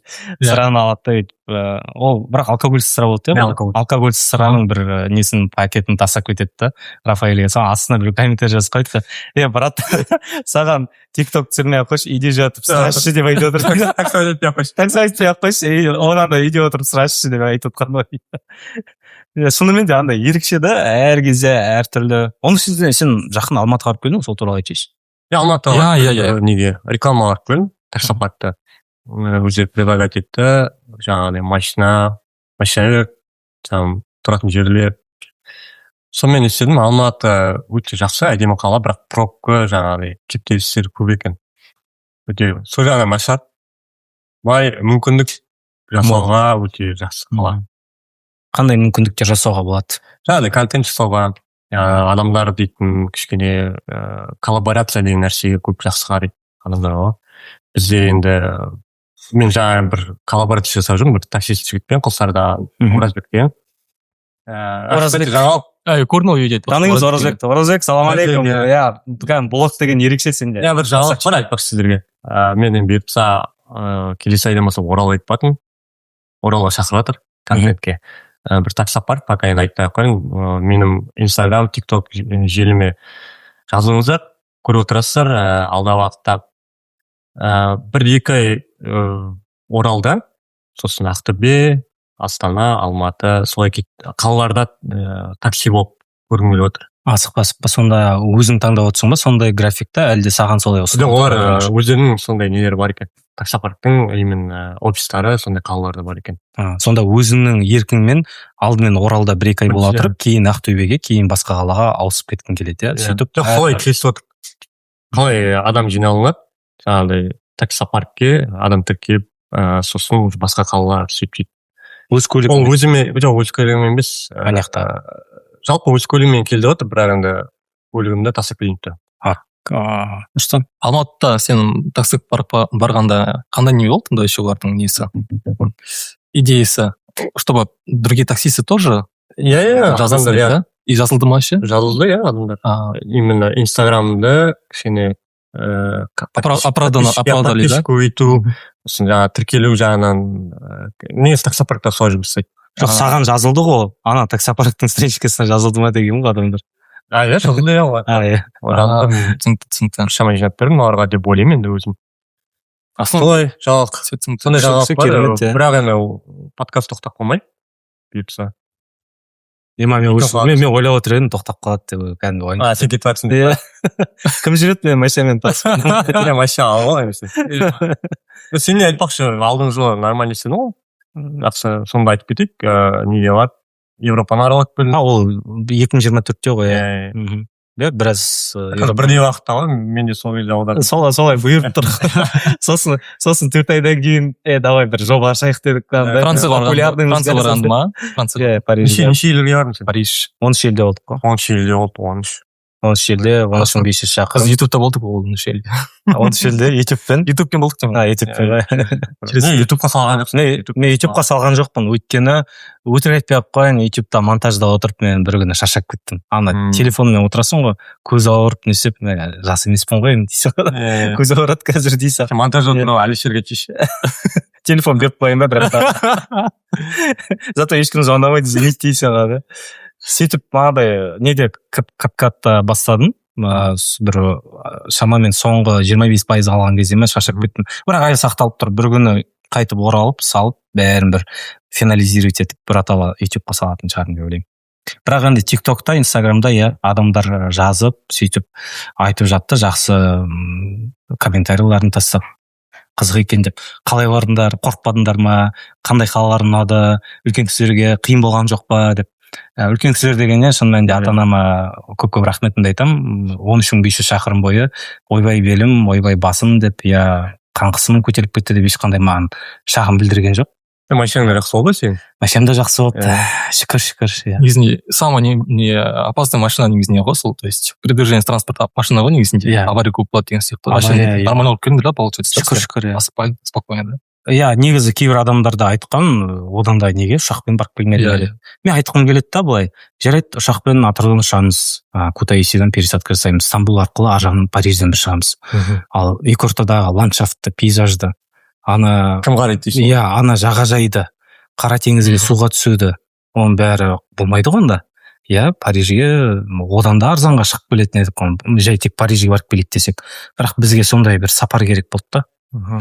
Сөйтіп жолда көріп, қалай екен, еуропалықтар жалпы көлікті қалай жүргізеді екен, трассаларда қалай. Айтпақшанда левый полоса, наверное, да, бұл? Жоқ. Біз жүрген жердің барлығы оң жақта болды. Ол Англияда да, кажется. Англия и Япония, да, кажется. Көп ондай мемлекеттер көп. Австралияда, не тағы да, қай жақтар бар? Қалдым, алдында картасын қарап едім. Это праворульный қаяқтың келіп машина, сояқтың бәрі. Сояқтың бәрі левосторонний. Басымыз ауырып па? Онсыз да басқа атады. Көзін сұрақтар бар кетті. Он жерге барып келдің, совет айтып не деп айтайын, ең бастысы жолдан қорықпаңыздар. Қастарыңызда серіктеріңіз аман болсын, ешқандай қалай андай уайымдап. Ақша жағынан мен оны жасырмаймын. Менің инстаграмға шығарғаным сол кезде 3,5 миллион теңге кетті. Менде бір идея келді маған. Ана как воздух кетіп қалды, походу, по идее. Это как жел сатылып қалады деймін. Вот сен таксистсің как раз. Үшіміз как путешествие ретінде Емамен бастасақ деген ғой. Ема деп бассақ болады. Бірақ ол үшін біз жарып шығу керек. Подкастым жарып шығу керек, подписчик болу керек. Жарамыз ғой енді. Барамыз аударып қаламыз. Вот мынау Ема. Не емейт отыр дейсің. Мен негізі айттым ғой алдында, ана қонақ шақыру керек. Ол келмей қалды ғой. Құдай сақтасын. Алдағы уақытта Білесің бе сен ең бірінші подкастта ма? шығарылымызда ма біз екеуміз сөйлесіп жатқанда сонда әңгімелескен сияқтымыз сол туралы. Жалпы Мен айттым ғой Қазақстан үшін аралау Иә, сол. Қазақстан үшін Аралай аралау біледі. бірақ сол қиратындар бәрін. Қазақстан үшін аралайын біледі, бірақ уже басқа немен аралайын тұрмын да. Басқа бір мақсатпен. Басқа жолмен может, басқа да? жолмен, иә. Вот. Қара жолмен. Қара жолда контент жасай алмайсың. Камера дірілдеп тұрады ғой. Жалпы как пустыня ретінде вот қандай внедорожникпен, допустим. Жоқ, олай істеп жүргендер бар ғой, кімдер? Атырауда ма? Жоқ, Алматыда. Жоқ, Атырау Номыцта істейді. Оны айтпақшы, Атырау Номыцтың жігіттеріне, қыздарына осы жерден сәлем айтып жіберейсің. Екінші қонақ болды. Екінші қонақ болды біздің, иә. Біз Ерік деген ағамыз, Шыныбеков Ерік. Жалпы Алматыда кімдер бар? Есіме осындай кезде түспей қалады. Орысша сөйлейтін қазақ жігіт бар. Танкпен жүреді, аралайды Қазақстанның бәрін. Өзі танкпен экспедицияға шығады. Ладно, есіме түсіре алмаймын. Атын комментарийға жазып кетерсіздер. Өтірікпен ғой, мен блогерлерді қатты мән бере алмаймын да, қарамаймын да. Осы жақында Атыраудың блогерлерінің жиналысына барып, ешкім танымаймын ба? Бәрі мені танып отыр. Енді танитындар жаңағыдай КВНчик, кім бар ғой? Чинозавр бар ғой. Чинозавр. Жигулида. Иә. Сол енді именно КВНнен танимын да оны. Жигули КВН командасы легендалар ғой, легенда. Сол жаңағы Илон Маск бар, Апати. Жоқ, Апати емес. Апати емес. Апати жетіп келерге түсірейсі. Жаңағы ММА боец ме? ММА боец. Кім ғой? Амиго деп маған билеп тұра. Мен танымайсың ба деймін. Билеп тұра. Немен сен сақ болыш, мен сені қарап отырамын. Сақ болыш. Мен сені уайымдайын дейді да. Давай, братан, уайымдамай ақ қойшы, мен сені уайымдамайын ба деймін ғой. Жатты ғой енді. Мен соны ойындам. Андай не да маған. Приятно да. Сол мені танып отыр. Бірақ енді мен танып отыр. Ят болып қалды кішкене. Сондықтан да кішкене сол жағына мән беру керек, қарау керек. Блогерлерге жаңағыдай поддержка беру керек та, өзімізге жаңағыдай тек өзіміз жүре бермей, жаңа Нұрстан айтқандай ғой. То, что мы любим, мы делаем деген сияқты. И сол жағынан поддержка сұрамаймыз да, ол сұрамайды да поддержканы. Біз сұрамаймыз да, бірақ не істеуге тырысамыз енді, жасаймыз. Жоқ, біз поддержка сұраймыз біздің көрермендерімізден. Лайк басыңыздар, комментарий тастаңыздар. Именно ютубқа ғой ол. Ютубқа сұраймыз ғой, ютуб дейді. Былай енді біз енді донат не деп ешкімнен ештеңе жинап отпаған сияқтымыз ғой. Мысалы кейбір нелер бар, блогерлер бар. Мен аттарын айтпай ақ қояйын, өздері де түсіретін шығар қазір айтсам. Мысалы бір идеяны бастайды, сосын стористерден шығарып қояды. Қолдау көрсетемін десеңіздер, мінекей менің Каспий. Тиктокта толып тұр ғой. Жүрсеңкеден. Мен осы жақында Дусланнан естідім оны. Отырып, мошенники бар да, сериал. Иә, Рүстем Омаров. Иә, түсіреттер, мошенники ма, білмеймін. Бір сериал, короче, қазақстанский. Түсірет келеді, соңғы сериясында, короче, біз сіздерге телеграм каналға подписка сұрауға тырысамыз. Қолдау сұраймыз, подписка жасаңыздар. Осылай дейді, короче. Подписка соңғы серияны көру үшін. Соңғы серияны көрулеріңізде подписка жасаңыздар. Бізге қолдау бар, бізге осылай бюджет аз, сериал жасағым келеді деген сияқты. Телеграм каналға 2000 теңгеден құйтса. Так, телеграм канал. Телеграм дегенде это уже что-то стрёмно. Телеграм канал Дуровтың шалғаны. Иә, біліп тұрмын ғой. Соны айтамын. Ол партнер клубы болады. 2000 теңгеден подписка, 49 мың адам подписка жасаған. Жоқ, түсінемін. Мен телеграмға ешқандай шағым жоқ. Мен жаңалықтарды оқимын телеграмнан. Кейбір файлдарды біз жіберу үшін қолданамыз. Бірақ та енді контент сату үшін болмау керек сияқты ғой. Контент сату үшін әлемнің өздерінің площадкалары бар. Кезінде айтуыма не iTube деген болды. Сондай бір басқа бір плейстар болу керек қой, басқа жерлер болу керек деп ойламайсыңдар ма өздерің? Сөйтіп ойлаймын, бірақ енді тоже ақша сұраумен донат сұраумен бірдей сияқты па деп ойлағанда 49 мың адам подписка жасаған. В общем, сен аларды қайыршы қылыпсың ғой. Жоқ, одан емес. Мен енді тоже андай ход қой тоже. Ақша табудың бір жолы. Қолдайсыздар ма, қолдамайсыздар ма? Сама микрофон жақындап берсең ба? Болды. Рахмет. Иә, енді мына неде блогер, жалпы контент деп айтып жатыр ғой соңғы уақыттары жаңалықты естіген шығарсыңдар. Нұрлан Сабуров 50 жылға Ресейге кіре алмайды енді 50 жыл бойы. Одан бөлек соғысты қолдады ма, қолдаған жоқ па, енді біз ешқандай жерде версияны не істемейміз. Дұрыс емес деп айтпаймыз. Бірақ та кейбір видеолар тарап жатыр да. Соғыс кезінде бір группировкаға бірдеңесін берді. Меніңше мотоциклін берді. Сол енді қазір не туда не сюда болып қалып тұр да. Ни рыба ни мясо дей ма орысша айтқанда. Не даже мен осы брифингте естідім. Біздің Қазақстанға келіп 12 жылға түрмеге отырмыз. Иә, соны айтамын. Ол енді Ресейге барайын десе, Ресейдің заңы бойынша ол 50 жылға кіре алмайды. Қазақстанға оралайын десе, тіпті 12 жылға дейін де Қазақстанда ол Алматыда. Қазір Алматыда деп естідім я. Жалпы соны бір жаңа. Знаешь, просто хейт бар, может, заказ был мүмкін ғой. Атырауда жүрді. Не жау өтірім. Ол Езжапты ғой. Давай поподробнее дейсің ғой. Шақыр жүресің. Ой, Атырау ол өтірік нәрсе ғой. Сен шешесің? Сондай жаңалықтар сенесің бе дейсің? Қазір үйді айыра алмайсың есінде. Үйді айыра алмайсың, қиын айыру, иә. Тек андай, білмеймін, мен... Комментарий қарайсың бірінші андай. Ол үй туралы давай бір бөлек сөйлесейік, Нұрлан Бұның информациясы жаңалықтан шықты, ЧБД-ны Қазақстанда түсіру мүмкін дейді.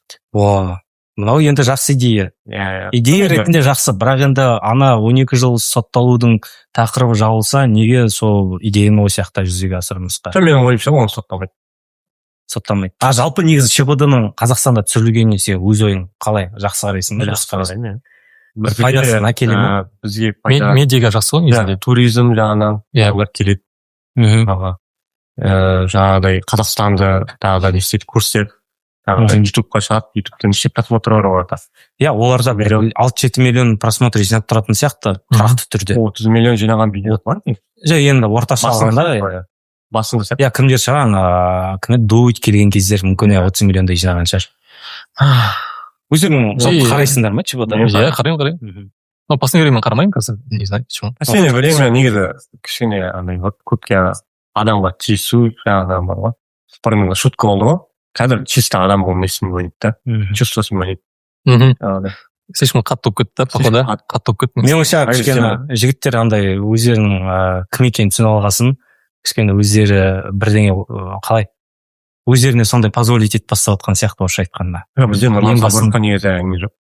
Именно ЧБД-да Нұрлан Сабыровқа әңгіме жоқ. Нұрлан Сабыров ана жерде тек ана жерде модератор сияқты отырады ғой Нұрлан Сабыров. Арасында бір-екі приколдарын шуткилерін тығып қойып.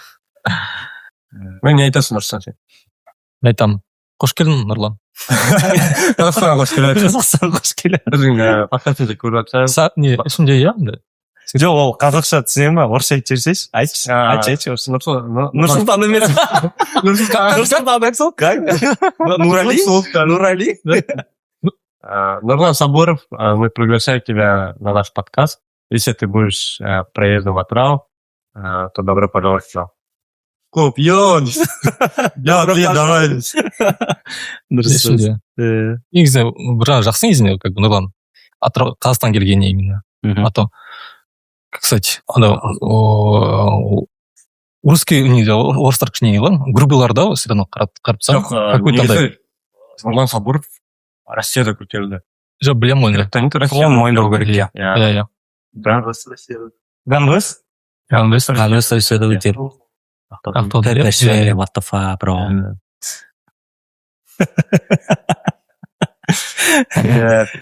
Нұрсанның құрдасы өтсін. 11 микрорайон, Ақтау, Сила деп тұр ғой. Ол сөйтіп барғанда ЧБД-ға барады, қазақша сөйлеп. Ән жерде мен ойша сол Ганвес, Нұрланға қарағанда қазақшаны жақсы сөйлейтін сияқты. Нұрлан баяғыда Россияда жүрген. Ол сен, как там? Екатеринбургта болды ол. Кәдімгі бірінші курсынан бастап ары қарай дальше кетті. Әңгімеміз кәдімгідей жақсы жүріп отқандай. Енді мына тағы да блог не деп отыр, кейбір кездерде блогерлер тым артық кетіп отырады. Мысалға бір мысал ретінде айтайын, жақында естіген шығарсыңдар. Әзербайжан блогерлер қазақстарына бір нәрсе сөйлеп сотты жүр ма? 15 күнге отырғызды, енді қазір кәдімгідей уголовкамен кетіп қалуы мүмкін тіпті. Разжигание межнациональных войн дейді, халықаралық дауды көтерген үшін. Сондай өздеріне үлкен Алматыда болған. Мен орыстар деп ойласам, оказывается. Орыстар ма? Орыстар емес пе? Орыс, Азербайжан стримерлері Россияда тұратын. Алматыға келеді, Алматыда қыздар жауап беріп айтады. Иә. Сосын енді олар қате ғой. Қате. сен, например, Россия жамандай алмайсың ғой, айта алмайсың. Әлде бар мен Астраханда оқығанда тоже айтатын едім негізінде, типа разговаривайте на русском деген сияқты ойлаймыз ба? Біз қазақша сөйлейміз ғой, студенттеріміз ғой. Сен қай жылы оқыдың сонда? Сен жаңа оны айтқан жоқсың. Да, айтқан жоқпын ба? Жоқ, Астраханда айтты, бірақ қай жылы оқығанын айтқан жоқсың. До карантина. До карантина. Соның өзінде сендерге қазақша сөйлемеңдер тұр ма? Беру керек те. Иә, біз анда оқығанда вообще русский история кетіп қалдық қой, литература, политикасынан деген сияқты. Ол кезде Путинді жаман жақсы көретін еді ол кезде.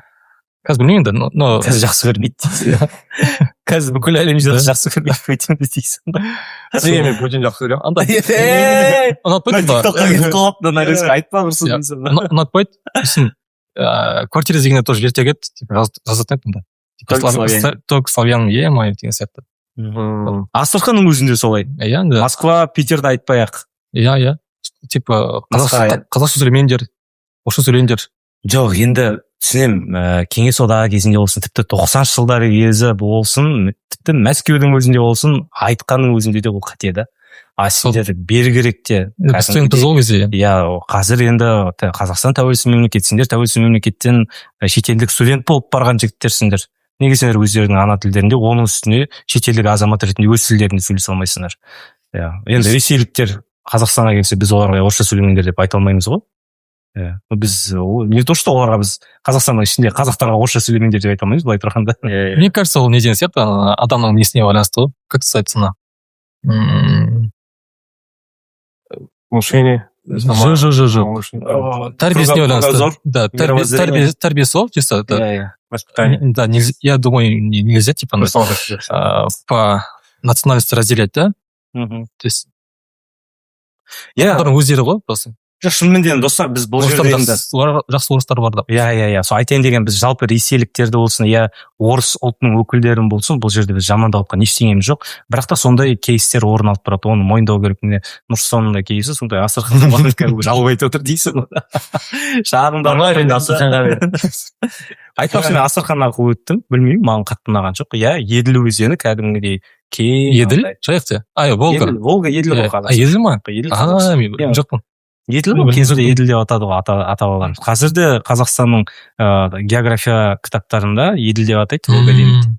Оралды жайық дейді. Сол сияқты. Сол Еділден өткеніміз неміз есімізде қалды да, былай Астраханның өзі бір ойбай керім қалай дейді. Адамдармен сөйлесің бәріне. Сөйлесіп па сол жақта? Жоқ, Астраханның өзінде емес қой, бір ауылында қасында. Олар орыстар емес, оның өзінде. Қазақтар емес. Жоқ, қазақтар емес. Дағыстан ұлтының өкілдері. Дағыстандар жақсы сөйтіп шығар. Солай сияқты. Маған солай көрінеді енді. Жалпы Қазақстаннан көшіп кеткен Дағыстандар ғой кезінде. Кезінде осы жақта тұрып, сосын көшіп кеткендер. Жалпы енді Астрахан бәлкім біз дұрыс білмейтін шығармыз, мүмкін жақсы шығар. Кім біліп отыр. Сондықтан тағы да бір барып кету. Мысалы 2015-тен бері барады. Неше 11 жыл өтті. Нет, карантинге дейін бар. 18-19-ларда айтты. 19-19. Шамалы жыл өтті ғой. Сөйтіп тұр ма? Тез өтіп кетті шығар, емес па? Бір бала сағып қарап тұр ғой. Сен үлкен баланы сағып қара ма? Жоқ, 2018-де қазір жақсы. Иә. Ту типке бар. Иә ма. Күшті. Енді біз қашан үйленеміз, Рафа? Сен қашан үйленесің, соны айтшы. Мен осы үйлену керек қайда? Ауыр сұрақтардың бірі ма? Ең бірінші подкастта да осыны талқылай едік. Қай қашан деп. Бір жыл өтті. Бұйырса қызым бар, қазір жоқ па. Бірақ қазір қызым бар, бірақ ол жұмыста. Ауыр дейсің. Күрсініп қойдық қой дейсің. Сен тойыңды күтіп жүрген Рафа. Сен менен шамалы үлкенсің ғой. Сен үйленгенсің, бәлкім менде жолым ашылар. Жоқ. Әзір. Иә, жалпы 2025 андай өздеріңе көрінген жоқ па, бір жай өткен сияқты ғой, ұзақ өткендей байқалмай ма? Қиын жыл болды, бар ғой, роман қиын жыл болды. Несімен қиын болды? Как бизнес ретінде, допустим, денсаулық ретінде какой-то онда ауырсынып па, и в общем сондай несіне қиын өтті, несіне шайтсан. Дальше менде жай өтті да, какой-то да, слишком соғыс көп болды ма, еще какой-то. Қандай соғыс? Вообще говорю, вообще. Россия мен не сол емес. И Израиль бар там, Иран деген сияқты. Иә, еще Қазақстан, Иран деп айтыңызшы. Иранның несі көп болды вообще. Венесуэла. Ма, дейсің да. Венесуэла. Тренд болып кетті ғой ана. Кимі ма? Кім еді аты? Мадуро. Иә. Мадуроның. Кимі вообще не болып кетті. Хит болып кетті. Не. нипах театр дейді тағы бір вирус. Не деген? Нипах. Нипах. Дұрыс айтшы, сен басқа бір ауру естіп. Басқа бір ауру естіп кетті. Индиядағы тарап жатыр дейді, білмеймін онда. ема Индияның дейсің ба? Иә, мен ойша кез келген уақытта ондай пандемия қайтадан болып кетуі мүмкін. Ешкім сақтанбаған бұл өмірде. Ондай енді халық көп шоғырланған жерде негізі вирус шығу заңдылық та. Кезінде де сол жақында көзде келді ғой сұрақ. Статистика ма?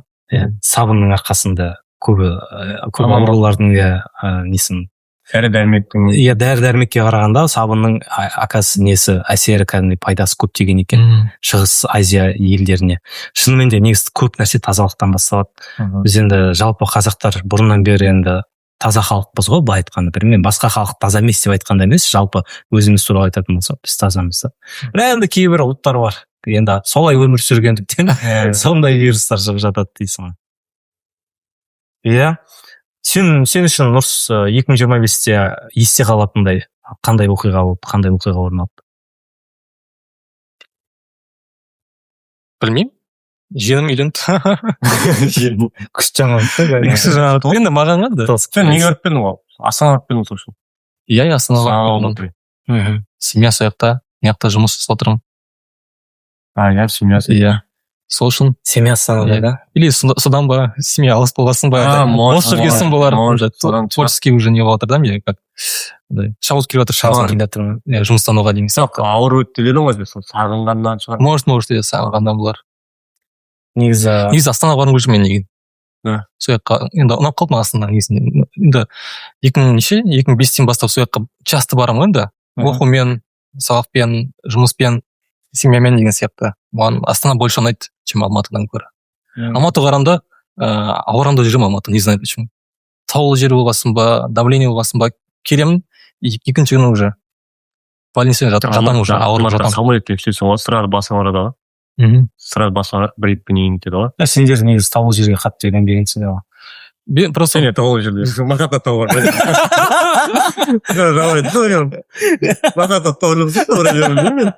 Мақата оқыдың ба? Алматы оқыдың кішкене менде. Алматыға келсе мен кәдімгі оң көз қараспен қараймын. Менде, например, Оралда оқыдым ғой. Оралда оқыдым, мен Оралдан приложение түскеннен кейін сразу барам дедім ғой. Қызыша Орал ұнайды да маған. Ескі қала там, но ауасы жаңағыдай. Табиғаты шекталсын. Ойлап отырмын да менде. Онағасын соға кетті. Негізі қазақтар екіге бөлінеді ғой. Біреулерге Астана ұнайды, біреулерге Алматы ұнайды. Оны енді дауласып керек емес. Шын мәнінде маған Алматы ұнайды. Оны ешкімнен жасырмаймын. Өзім оқыған студенттік шағым сояқта өтті. Тау ұнайды, андай жалпы климат ұнайды. Жұмсақ бар ғой, жұмсақ ше андай кәдімгідей. Астанаға барасың, жел ғой, -30, салам алейкум. Қолын қатып, аяғың Астанада қысы дейді, Антарктиданың салқын болып бірдеме ғой. Оны білесің ғой, иә? Антарктида емес, Арктика. Арктикада салқын. Антарктида. Жалпы негізі, біле жүріңіздер көрермендер, Астана әлемдегі екінші ең суық қала. Біріншісі Сибирь ма? Жақынсың. Біріншісі ең суық Астана. Россияда ма? Қала емес, Астана. Ремарка. Жоқ. Не ғой? Норвегияның астанасы ма? Монголия ма? Монголия. Улан-Батор. Серьезно, что? Иә, ең суық астаналардың арасында именно самый холодный столица мира дейді. Бірінші орында Улан-Батор тұр, екінші орында Астана екен. Мәскеудің өзі Астанадан жылыйды. Сондай бір қызықты факт бар екен. Сен айтып отқанында Арктика, ол солтүстік мұзды мұхиттың айналасындағы бір не ғой, шамалы мұздар ғой. Сояқтың өзі қыстың өзінде кейбір жерлері Астанадан да жылы екен. Айтпақшы кім жоқ? Біздің сояқта ма? Қадырбай ма кім? Блогер атырау. Білмеймін, солай ғой. Иә, солтүстік мұзды мұхитта ма, сояқта жүр. Қадырмай деп пон, Қадырбай деген, иә. Мариал бойы. Иә, мықты деймін. Мені аралайды. Экспедиция. Сосын кім бар? Берік бар. Берік бар, Есенғалиев. Атырау тревелер. Қазір Якутияға, Якутскқа барып, ең суық жер бар ғой, Аймякон деген. Ең солтүстік шардағы, жарты шардағы, северный полушарие дейді, ең суық нүкте Аймякон екен, Саха республикасында. Қыста -71-2 градусқа дейін түскен екен. Сол берік барған кезде -45 па, -50 болған. Жылы дейсің. Енді олар үшін жылы шығар. Иә. Біз барса үсіп қалатын сияқты. Бізде, например, 16 градус болып тұрам, бір ощущается. Желмен. Желмен. Жел болмаса, ақсауап қысқысы мен өткен. Иә, бұйырса неге барасыңдар ма? Референдумға, құдай қаласа. 15 наурыз деп бекітіп қойған екен. білмеймін, мен аяқтаған мен білсе. Аяқта болсам да негізі бармайтын шығарсың. пропискаға қарай ма? Пропискаға қарайды, иә. Солай сияқты. мен бір неде Алматыда болдым ғой, сайлау болды ғой, сонда барып сұрағам, қатысып кете аламын бе, жоқ, по прописке. Қалада өзің Атырауда өзің прописка. Там онлайн нельзя, что ли? Білмеймін, ол кезде онлайн қашан болды?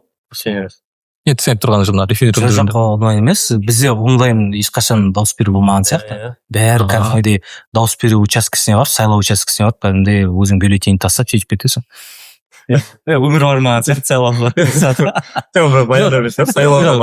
Референдум заң о чем это получается? Мен білген жоқпын. Конституцияның несіне байланысты. Новый конституция ма? Иә, мына конституциямызды жаңартайын деп жатыр екен. Соның ішінде кейбір тармақтары, кейбір бөлімдері өзгеріске ұшырайды.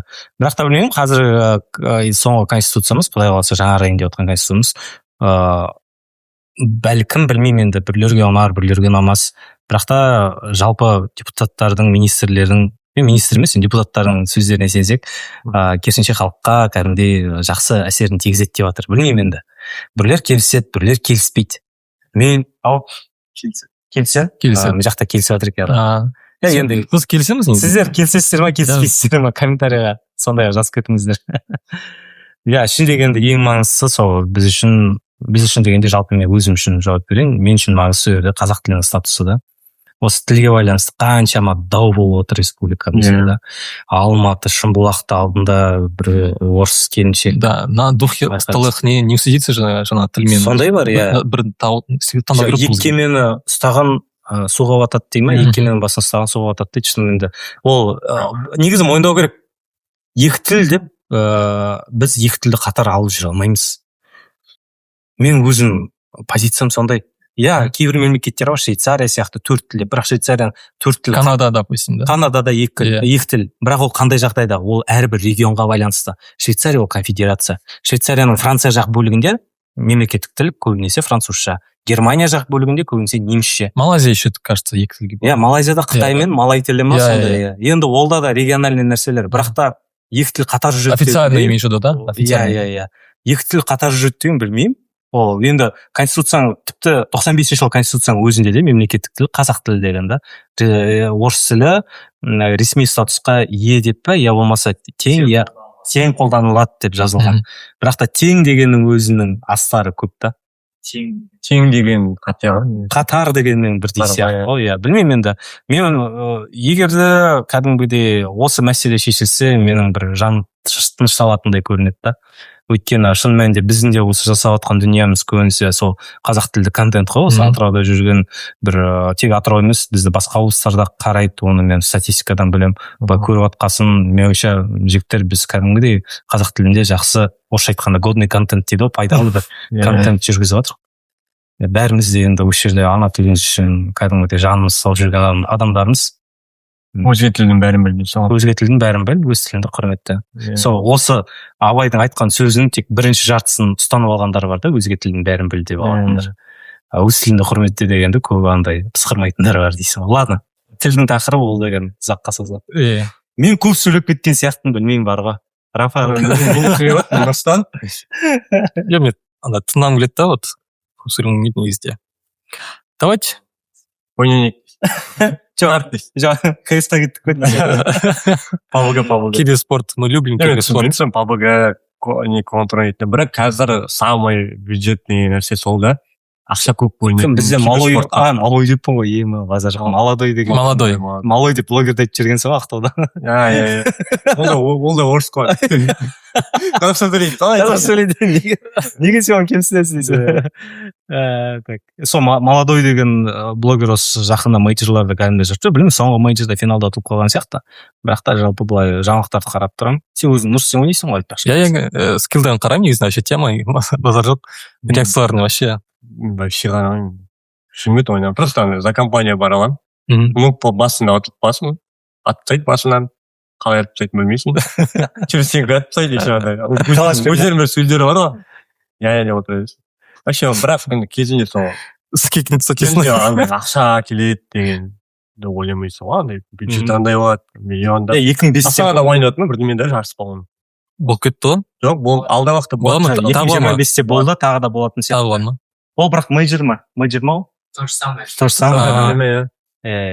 Негізі киберспортта құрметті көрермендер, андай әлем чемпионаты, Азия біріншілігінде болды, бірақ әлем чемпионаты деген жоқ. Сондықтан ол жерлерде мейджорлардың көбін кім жеңеді, сол жылы бір чемпион болғанда есептеле ма, сондай өзінің қағидасы бар. Айтпақшы, Олимпиада қарастырма ғой. Олимпиада. Италия. Бүгін айтпақшы кім шығады ғой? Сен қараған сияқтысың. Мен мына выпуск шыққанда өзі белгілі болады, ол ала ма медаль, алмай ма, кім біздің Шайдоров деген мәнерлеп сырғанаудан қатысты ғой, бір жігіт қазір қысқа бағдарламадан кейін 5-ші орында келатыр. Сенем енді бір 3-ші орынға іліп кетсе екен, Денистеннен кейінгі екінші алды ма? Қазақстан. Әзір осы бүгін нешесі, бүгін бізде 13-ші ақпанда, 13-ші ақпанға дейін әзір бізде бір медаль жоқ. Олимпиада сен кәдімгі жақсы салып жүрдің, не айтқың келді деп айт дейсің. Мен қарамайын сол өте айтайын деген сол. Қарамайын бірақ айтып жіберейінші дейсің. Атрибуттар шығады, ана неден қақтылған әйел адам бар ғой. Ол ветеран ғой, білесің ба, ол кәдімгі ардагер ғой осы спорт. Неден ғой 42-де. Коньки. Жоқ, коньки емес, қой. шаңғы. Ол да бар. Сен ананы айтып конькиді айтып отырсың ба?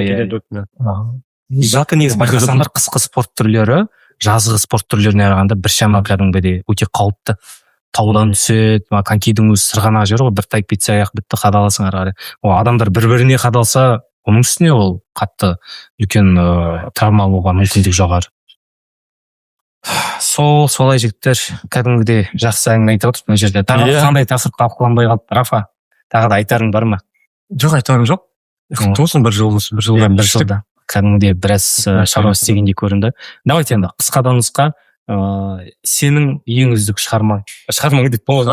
Шығарма деп мектепте айтып кеткен дейсің. Менің ең үздік шығармам, мен жазды қалай өткіздім. Ең үздік шығарылым ба? Мен бір-екі шығарылымда звукач болдым. Звукач деп сен звуктар ренжітпегенде мен отырмайтын. Мен пятерочкада отырмын. Сосын Альфияда Альфия тілек қалды. Дыбысты қадағалап. Мен сол екі шығарылым өте қатты ұнады. Именно пятерочканы жаңағыдан хейт көп болды деп. Басында мен ол кісіні андай қатты не істеген жоқпын. Андай енді басқа елдің азаматы деген кішкене менде де ішіме хейт болды. Мен бірақ әңгімені тыңдағаннан кейін андай онда да переживание болады, ондай хит болған адамдар оған тиіскен деген сияқты. Ол шығарымды қарасаңыздар, бәрін түсінесіздер. Сосын Альфияда тоже басында қатты не болған жоқ, қобалжыды, бірінші көрдім. Жоқ, до этого болды, бірақ енді олимпиадаларға барған, жаңағыдай нелерге паралимпиада барған, чемпионаттарға барған. Былай қарасаң, апар Қытай қыз ғой.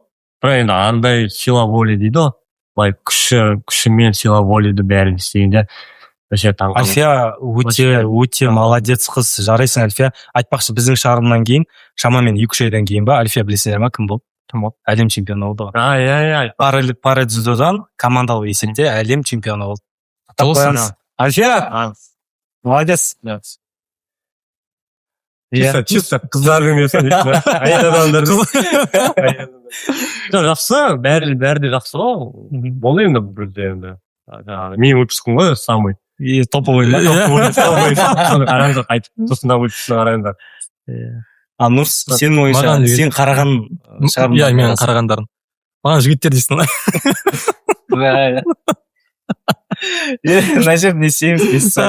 Эзиде болды ғой сен да? Эзиде болды, иә. Изи. Я как раз еще қазір өзім отбасы Астанада ол дегендай, как сказать, Инстаграм директор приколдарымыз ғой. Маған аған сол Эзи, өзім болғандарым. Сосын Ерік Шынбеков. Иә, өте жақсы, грамотный жігіт екен.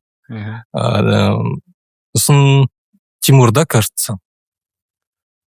Тимур деген Лудомания жөнінде. Лудоманияны емдейді деген Тима, емдейді деген это очень мындай острый болезнь на самом деле. Мен білген жоқпын атырауда осындай емдейтін жер бар екен, а также вообще атырауда вообще Қазақстан бойынша көп екен. Это вообще страшно. Әйелдер арасында, жігіттер арасында, балдар арасында деген сияқты острый тема бар. Сол ұнап қалды маған, что вот борется как бы, да, вот социальный проект деген сияқты. Сосын осылар болдым. Кажется. Жоқ, бәрі де жақсы. Бәрі де жақсы, иә. Именно маған зацепило именно, да, просто. негізі қай-қайсысы да жақсы, бірақ енді біреулер танымал емес. Енді тиісінше енді қисынға қарай былай ойланатын болсақ, танымалдыларды көп адам қарайды да. Пятерочканы, Изиді, күні кеше ғана шыққан Дамирмен болған подкасты да қаншама халық көріп отыр, иә. Жақсы фидбактар тастап жатыр, жақсы отзывтар орысша айтқанда. Менің ойымша көбі бағалай білмеді, бірақ та бір шығарылым бар. Маған жеке өзіме ұнады, бірақ оның шығарылмас. Қаралмас. Мен не шығармайды, не шығармайды. Қаралмас деп, просмотр аз деп айтқым келді. Қара нәсіл жігіт келді ғой бізге. Джеффри, иә. Сол шығарылым маған ұнады, өйткені сол жігіттің кәдімгідей ынтасы, қазақ тілін үйренуге деген ниеті кәдімгідей байқалып тұр. Орысша айтқанда желание дейді ғой, андай кәдімгідей мен білейінші, үйренейінші деп. Ол шетелден келген кезде, Қазақстанға келген кезде кәдімгідей қазақ тілін мемлекеттік тіл ғой, үйрену керек деп кәдімгідей үйреніп кеткен. Қазір кәдімгідей сенімен ауыз екі тілде сөйлесе алады да. Енді әрине кітап оқу, кино көру телеға соғуы мүмкін, бірақ та дүкенге барып өзіне керек заттарын алады дегендей. Сондай, сол жағымен маған сол мырзаның, сол қонағымыздың әңгімесі маған ұнаған болатын. Жалпы енді қай шығарылымда да мен бөліп жарғым келмейді, қайғасыздан ұнады. Енді Ezиге рахмет, біздің ұсынысымызды қабылдап, кәдімгідей Қазақстан деңгейіндегі мен тағамын қарапайым жігіт. Сол енді алдағы да шығармаларыңыз өте қызықты болсын деп, қызықты болсыншы деп өзім іштей бір нем бар, тілегім бар.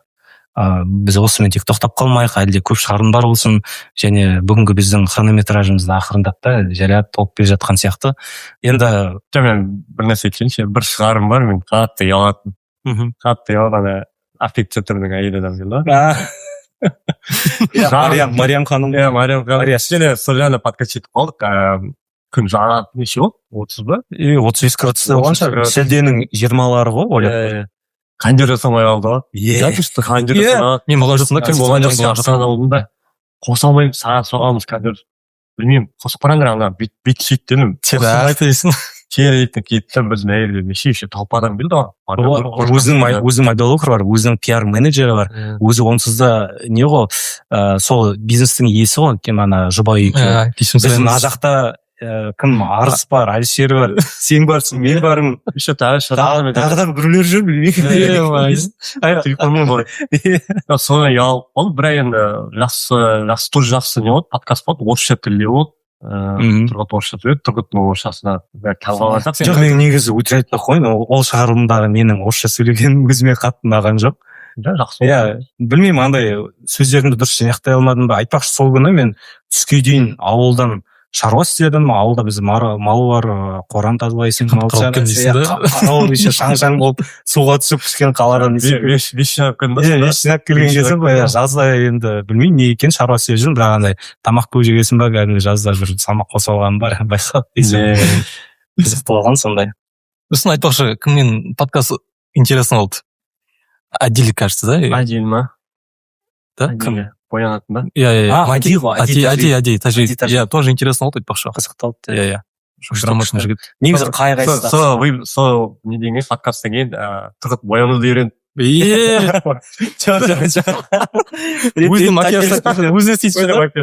тек съемка кезінде ғана бетіме шамалы грим жасаймын. Дұрыс болды камера жаққа. Өйткені мен байқадым, Эзиға дейінгі 4 шығарылымда бетім жылтырап тұрды да. Сосын енді Эзи келе жатқасын, енді ол кезде де айтқаным, Айдимен болған подкастта. Эзи келе жатқасын, мен де енді Эзидің қасында онша емес болып отырмайын дедім де, сосын Айдидің өзінен барып алып кеткен мағандай әртүрлі құрал саймандарын. Сол каждыйдан бір конкретно опыт алдық та. Иә. Психолог болды, психолог жұмыс жасады. Иә, мерей написать оның саналы жол біршама подкаст түсіргенбіз да. Сосын шықпай алған подкаст болды. Атын айтпай қойып, бірақ өзінің сұрауы бойынша алып тастайық деді. Білмеймін, ол кісіге үш әріп шығармайсың деді ма, я болмаса жұбайы шығармайсың деді ма, әйтеуір шығарма деді де, маған жеткізді, шығармаймыз деді. Еще андай ғой, анонс шығарып қойған ғой, бәрі күтіп отыр, ана кім шығарма деп. Я бұйырса ертең деймін, көзге баратам да, сосын телефонымды шығып отайын да, жазады ғой маған тұрғып, ертең шығармаймыз деді. Ана анонсты да алып тастады. Не ма? Шарт пен сон ба? Сондай қызықты кездер болған. Так, енді бір тез блиц сұрақ қойып қалай қарайсың жігіттер? Тез тек. Давай. Кеше ғана инстаграмға маған мындай бір сұрақ келген. Екеуін де көрген шығарсыңдар. Рафа саған бірінші қойайын, өйткені Нұрсұлтан көрмеген сияқты, кішкене ойланып алсын дейсің. Сен үшін ең маңызды үш нәрсе? Отбасым, достарым, көлігім. Нұрс саған? Сол мама, папа, семьям, сосын скрипка жетіп алды. Скрипка? Өйткені скрипка. Потому что уже 2000 өзің отбасын айтады. Ата-анасы өзінің келіншегімен екінші семьям бар дейсің да. Тоқалым. Бірінші семья Астанада, екінші семья Атырауда дейсің да. Прикол. Өзің дәл солай сұрақ. Да. Мен үшін сол ең бірінші, ең алдымен ата-анам мен бауырларымның аманшылығы, саулығы, тендер сау ғана. Екіншісі ол өзіме лайықты жардың кездескені, және үшіншісі өзінің сүйікті ісімен айналысқаным. Үш маңызды зат емес па? Иә. Бізге зат қой бәрінде. Кездеспеген әйелді. Енді ол туылмаған болар әлі. Ата көрсетеді. Бұл жерде просто андай конкретно бар нәрсені айтасыз. Ладно. Екінші сұрақ Рафа қайтадан сенен басайық. Сен үшін бақыт деген не? Бақыт деген ата-анамның күлкісі шығар, сол ғой, басқа нәрсе. Бақыт деген точно ақшада емес. Точно жаңа контент жүргізу, подписчик жинау ода емес. Ол өзіме ұнайды жаңағыдай. Ата-анам қасындағы айналамдағы адамдардың бақытты болса, мен бақытты. Керемет. Нұрс, сенің нұсқан қалай? Сол қыздарыма ұрмаған. Сенде неше қыз айтпақшы? 2 қызым де. Құдай берген 2 қыз дейсің ба? Алла көпсін десін. Бұйырса жақын тасын. Амин. Тағы бір қыз болса жұматқа дейтін бар ғой. Қыздың болса жұматқа кересін деген. Ол андай ғой, жақсы тәрбиелеп, ісіре білсең деген. Жолдасына еще ол дейтін маған қатысы жоқ ол жолдасына. Жолдасына деді.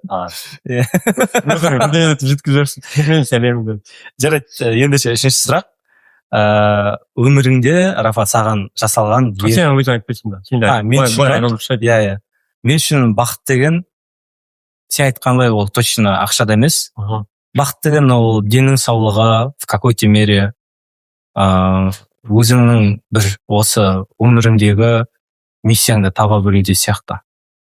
Кейбір нәрсе айтып отырмын.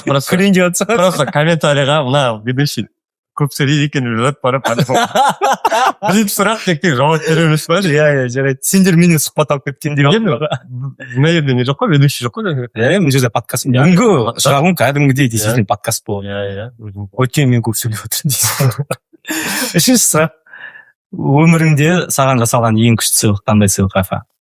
Ең күшті сыйлық па? Жеті бар. Көп қой, не сыйлық бар ғой.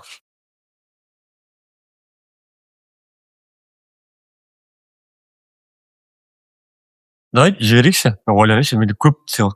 Нұрсаң айта берші. Көп сыйлық па не? Менде жоқ сыйлық дейсің. Сыйлық. Біреу подарить еткен ба, именно конкретно? Енді өз-өзіңе сыйлаған. Видео айтқым келді, мен анам, мен дүниеге келген өз сыйлық емес па? Бірақ енді уже екі неде сұрақты анам деп айттым да, ата-анам деп айттым енді. Білмеймін, ана кішкене бір не керек сияқты. Айта береді. Білмеймін.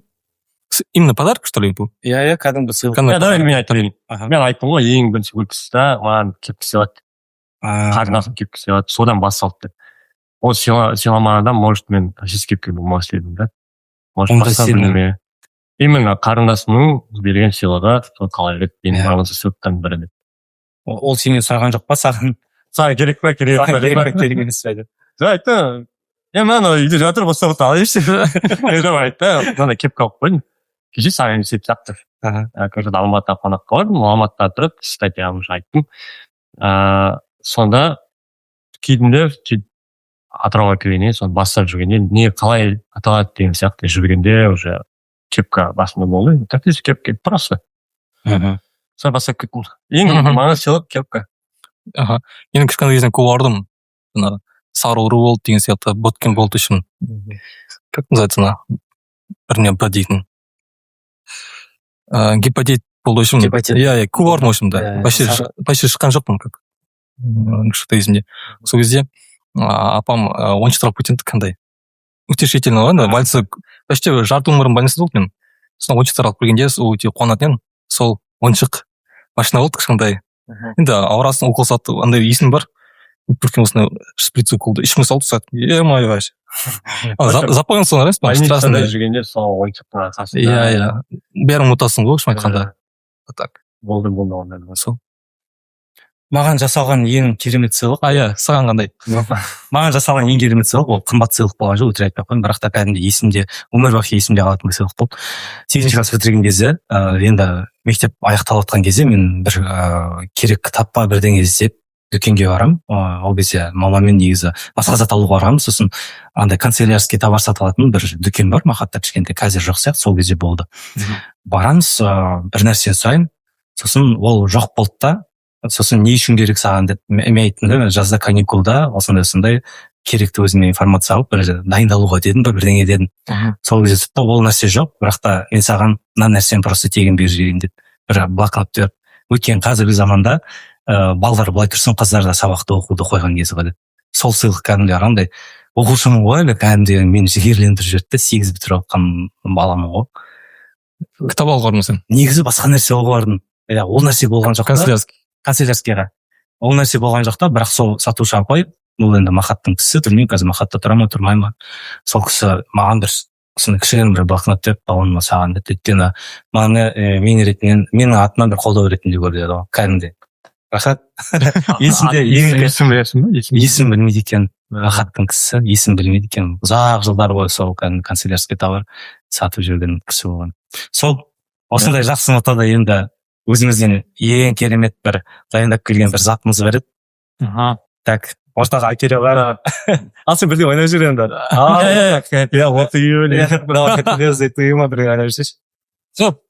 Давай мен лучше қалықша қалғанның музыкасы. Давай. Кеттік.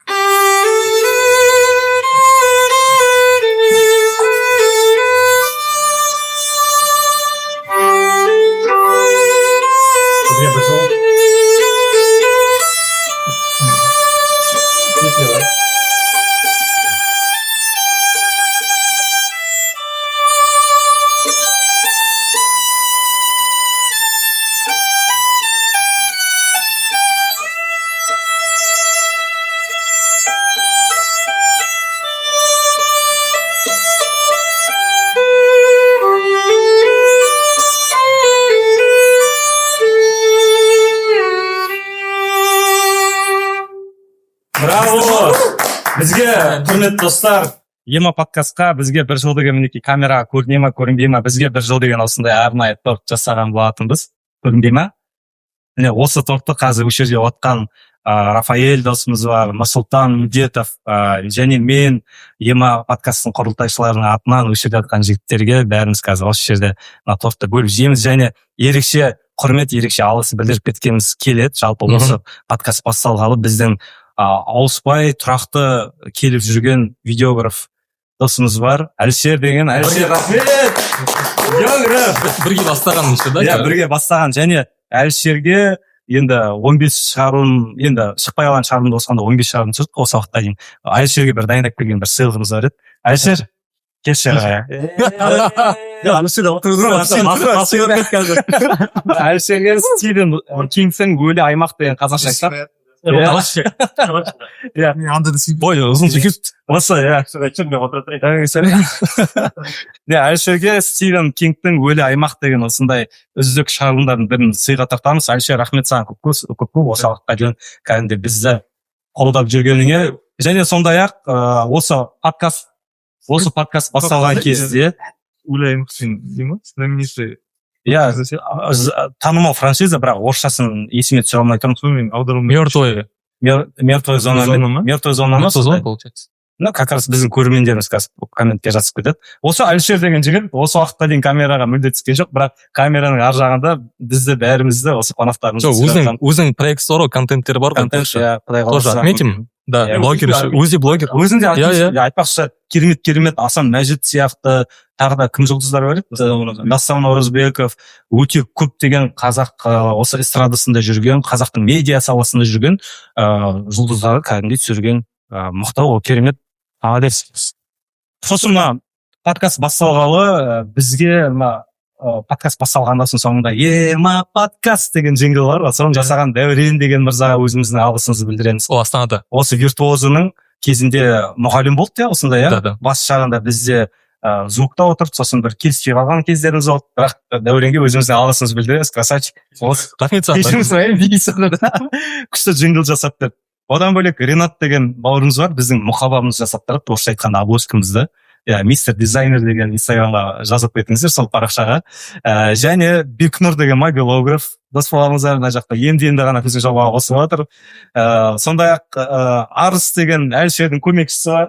Арыс, рахмет саған, сөйтіп отыр. Сосын